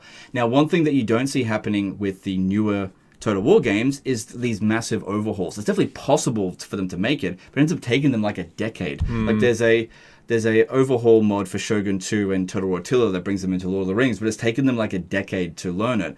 But luckily, they're catching up a bit quicker, because now we're getting sort of... And it's not just about them being slow learners. Like, these games preclude possibilities. There's things that you just can't simulate that are important.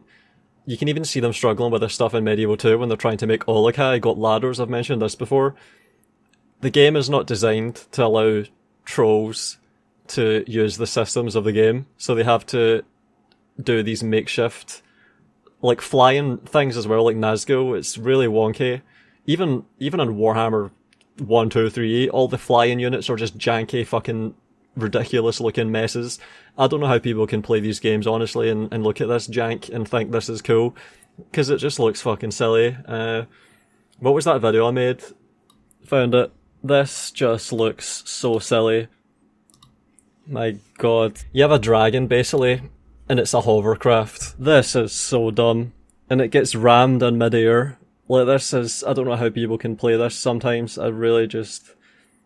I look at this and I'm like, holy shit, what are they... They've obviously not even bothered trying to fit flying units into the game Well, they've not even tried, really. It just looks atrocious. So even Creative Assembly themselves have struggled with this attempt. Like they've actually tried to mod flying units into Total War, and it's gone about as well as the modders' results have. It's just, oh my god. Map overhauls for Total War Warhammer 3 in regard to the old world mod. So it's definitely possible that this stuff is going to catch up over time. But I think that Total War games are a lot more difficult to mod than Paradox games. That being said, I'm not into modding. I don't do any of it, so I can't really say from personal experience. But the whole argument, the point I'm trying to make here, is that you can't dismiss the value of the historical fan base. It's bigger than Warhammer. Maybe not as big as Warhammer 40k. I guess we'll see how that goes when the time comes.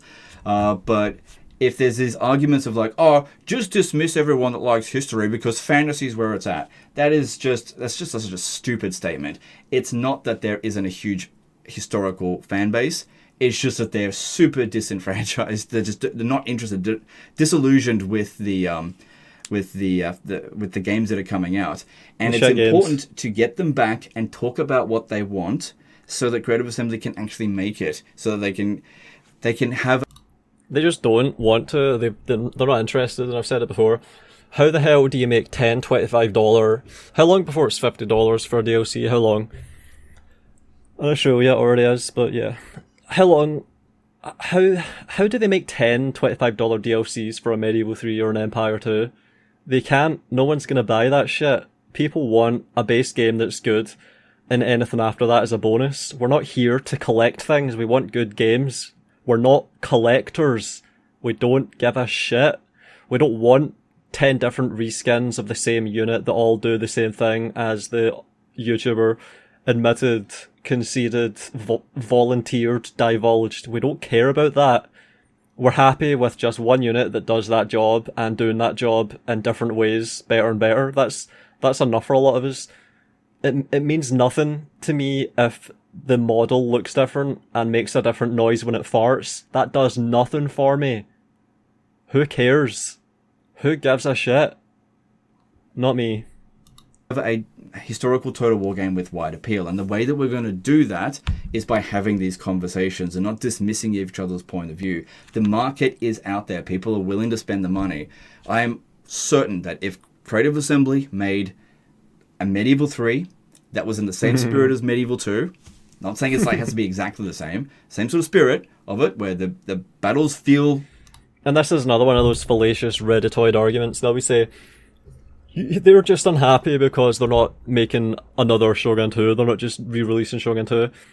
That would be the most depressing and pathetic thing ever if they just re-released an old game. That would be like Bethesda doing Skyrim for the 10th time. No one cares.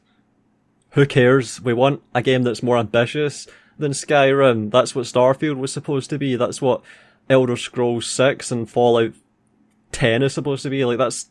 People want games to get better. They don't want to just keep playing the old games. We've already got the old games. They're there and we play them. If you want us to play your game, make a good fucking game. Make a better game. Make a game that's good enough that the idea of even playing the old game just seems stupid. That's why Medieval 2's player numbers are so embarrassing for Creative Assembly.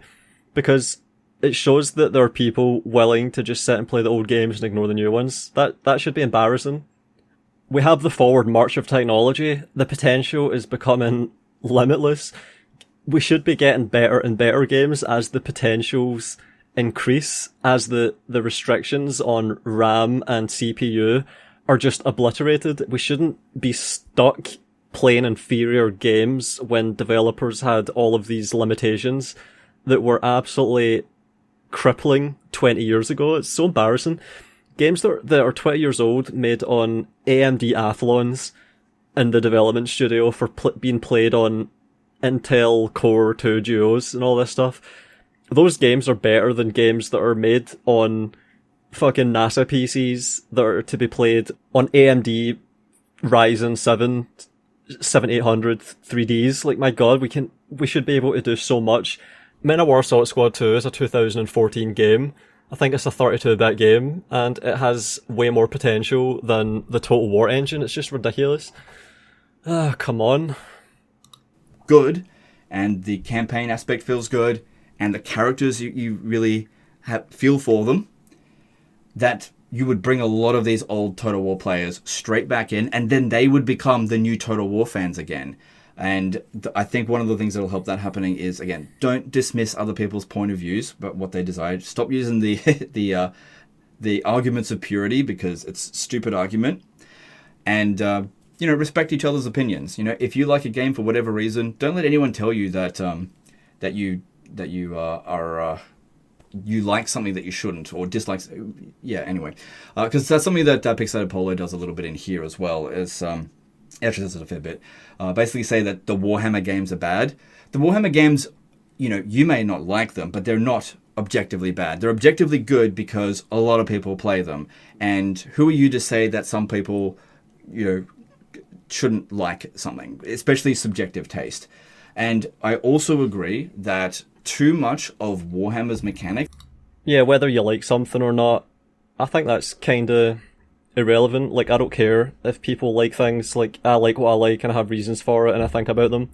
Other people like things and don't think about them. Sometimes, like, I've even liked shit games when I was a kid, especially. Like, I've liked shit games before.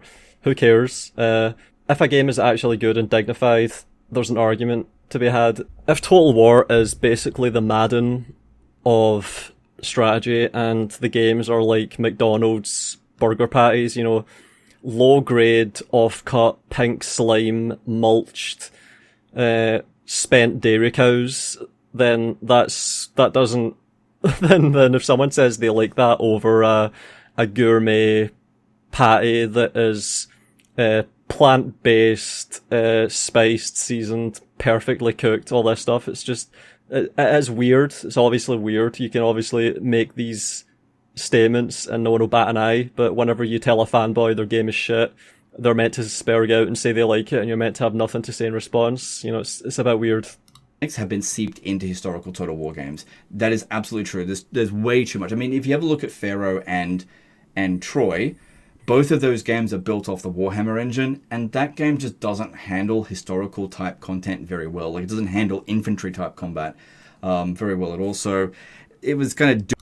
Or projectiles. Like, see, when you look at artillery firing in Warhammer, it's comical. Like, the projectile, when it's in the air, is deleted when it hits the ground, and then an effect is simulated on the ground. It can't even do the physics of projectiles, like large projectiles.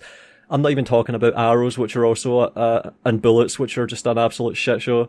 Cavalry charges, likewise, look like shit. Like, everything just looks like shit to me. Flying units, I've already talked about just 5 minutes ago, looks like shit.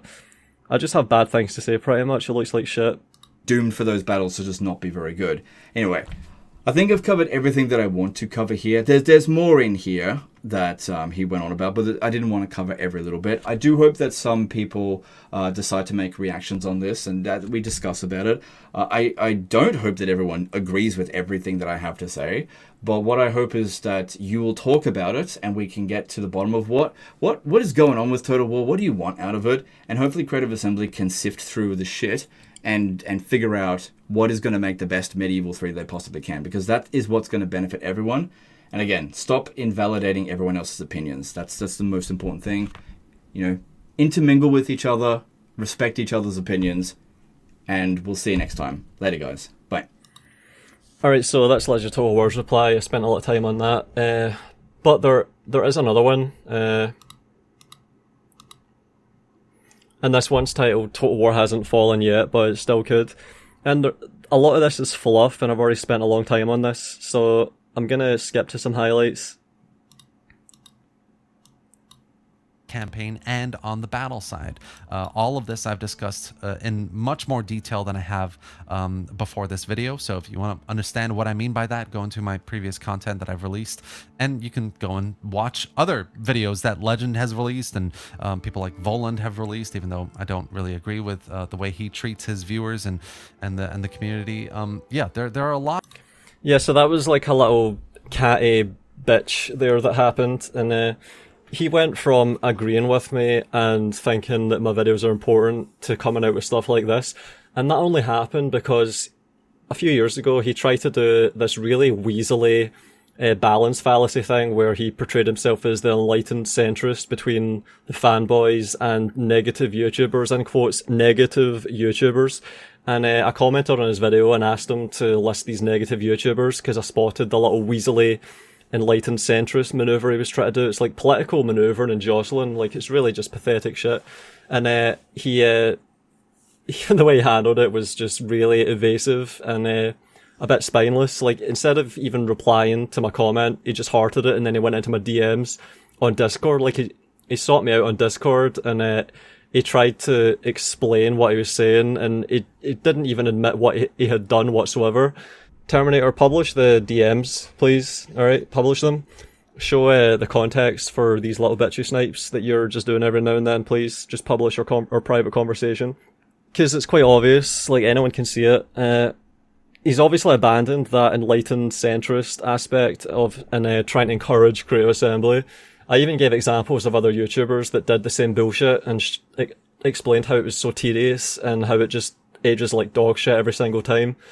And he just never replied. And since that, he's just been doing these little bitchy mentions. Like, it's just fucking pathetic shit.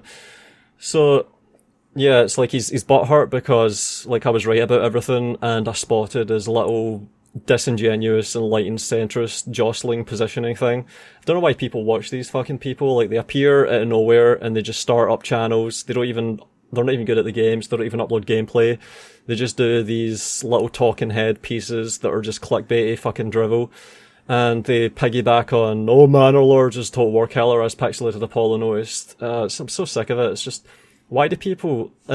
And this is the worst part, like, this is part of why I'm not even bothering to go through this video, because the thesis of the video, which he repeats like 3 or 4 times, is basically that creative assembly still exists, so Total War hasn't fallen yet. Lots of ways in which lots of and modders as well. Modders are really the people who know the, just as Legend did, to express how they feel, what they think. This isn't about a fantasy versus historical divide. It's never been about that. It's been about good and fun, enjoyable Total War games. I like how the discourse has finally moved beyond historical fantasy on YouTube. YouTubers have realised it's embarrassing, especially since I made the video point out just clear cut, because you had Admiral Price peddling this drivel for months until I made the video shutting it down, and then it stopped getting as much traction and it started to recede, and now you have people outright calling out how stupid this is. For people like me, it's more so on the historical side, but you can just see why the historical games haven't been that enjoyable. Like I said, right, let's find because Pharaoh wasn't the game a lot of people were waiting for, and so some of them at least are still waiting to see what that game is going to be like. Equally, lots of other people have left, modders have left, and that apathy is growing. and as long as that grows, as long as the discourse is disrespectful, it's dismissive, it's going to grow and grow. CA is not going to hear and listen to what people really want, the vision of where they want the franchise to go. And I've just got this mental image of creative assembly employees whose job it is to gauge community sentiment not being able to see because there's just so much fog of war, because people are just not being nice. It's like they're just feeling their way through the fog. Like, where are the people that are being nice? It's all people that are not being nice. It's just so fucking silly. It will stagnate and the franchise will die. That's how Total War falls, just as Legend has described it. But yeah, as I said, there's a way for it to... the Total War franchise hasn't fallen yet, in my opinion. Regardless of whether the player community is getting more and more apathetic, it hasn't fallen, but it will fall if CA screws up the next year or two in such a way that it's so bad, the studio, the development company collapses and we will never get a Total War game again. That's, for me, when the series truly falls. CA releases a major historical game like Medieval. Yeah, this is... See, this stuff, this is when I'm just sitting thinking, like, what's the point in these YouTubers? They just say the most superfluous, meaningless shit. Like, so now Total War hasn't fallen until the company no longer exists. Jesus Christ. Is that it? Alright, so we check if the company still exists and is operating, and then Total War hasn't fallen. Oh, for fuck's sake. as long as Sisyphus keeps trying to roll the boulder up the hill, it's not hopeless. Come on. My god, this is so silly. That's how I basically want to... Basically, my opinion, it's falling. It hasn't fallen yet, but the potential for it to fall is very much higher than it's ever been before. But there is still potential here for CA to turn things around as well. We're still at that crossroads. No, we're not. People are going to be saying this when Total War Pokemon and Teletubbies is coming out. It's just so... People were saying this 5 years ago, 10 years ago, like, oh, they might make a good game. You had Admiral Price saying, if they make another Three Kingdoms game, I'm done. Guess what? They made Pharaoh another Three Kingdoms game. He was done before that. He was done just after he said he's done if they make another 3K game. Oh my god. The goalposts just move. The same video just keeps getting made. Another year, another shit game, another video on, has Total War fallen yet? Are they stuck making bad games yet? Jesus. It's just, yeah. That's all I really want to address on this one. So that's me done. Pixelated Apollo's original video, Legend Total War's response. This reply from Terminator here covered everything pretty much. That was tiring, but it's fun to be back into the ring, dealing with this Total War subject, talking about game industry. Hopefully, Pixelated and Legend of Total War don't mind me just basically using their whole video verbatim. Please don't hit me with a false DMCA strike like Creative Assembly did. That would be really embarrassing. I think I'll leave it right there. Thanks for watching, everyone. I'll see if I continue with making Total War videos in the near future. There's still unfinished business, I think. I think I've still got a lot of stuff to talk about in the Julie McKinley article. Well, that's another thing. We have Julie McKinley, an ex-developer, explaining how Rome 2 went so wrong and why the leadership structure is just rotten, and we have no indication that's been fixed. The tech debt problem, we have no confirmation that's been fixed or even attempted to be fixed. All we know is that they're trying to make a new engine and it hasn't gone well. We also have all the Glassdoor reviews that literally say completely incapable of putting out a good game at this point. These are people that work at the company that are just no hope. If the people that work at the company recently have no hope, then what more do you need? Jesus. I'll leave it there. Cheers, everyone. Special thanks, as always, to all my patrons for supporting me with everything I do. A big motivator for me to continue. I do my best to reward patrons with perks, which includes monthly update posts on what I'm thinking and future plans. Special thanks to Matteo Olivetti, Nathan Black and Bador Nasser.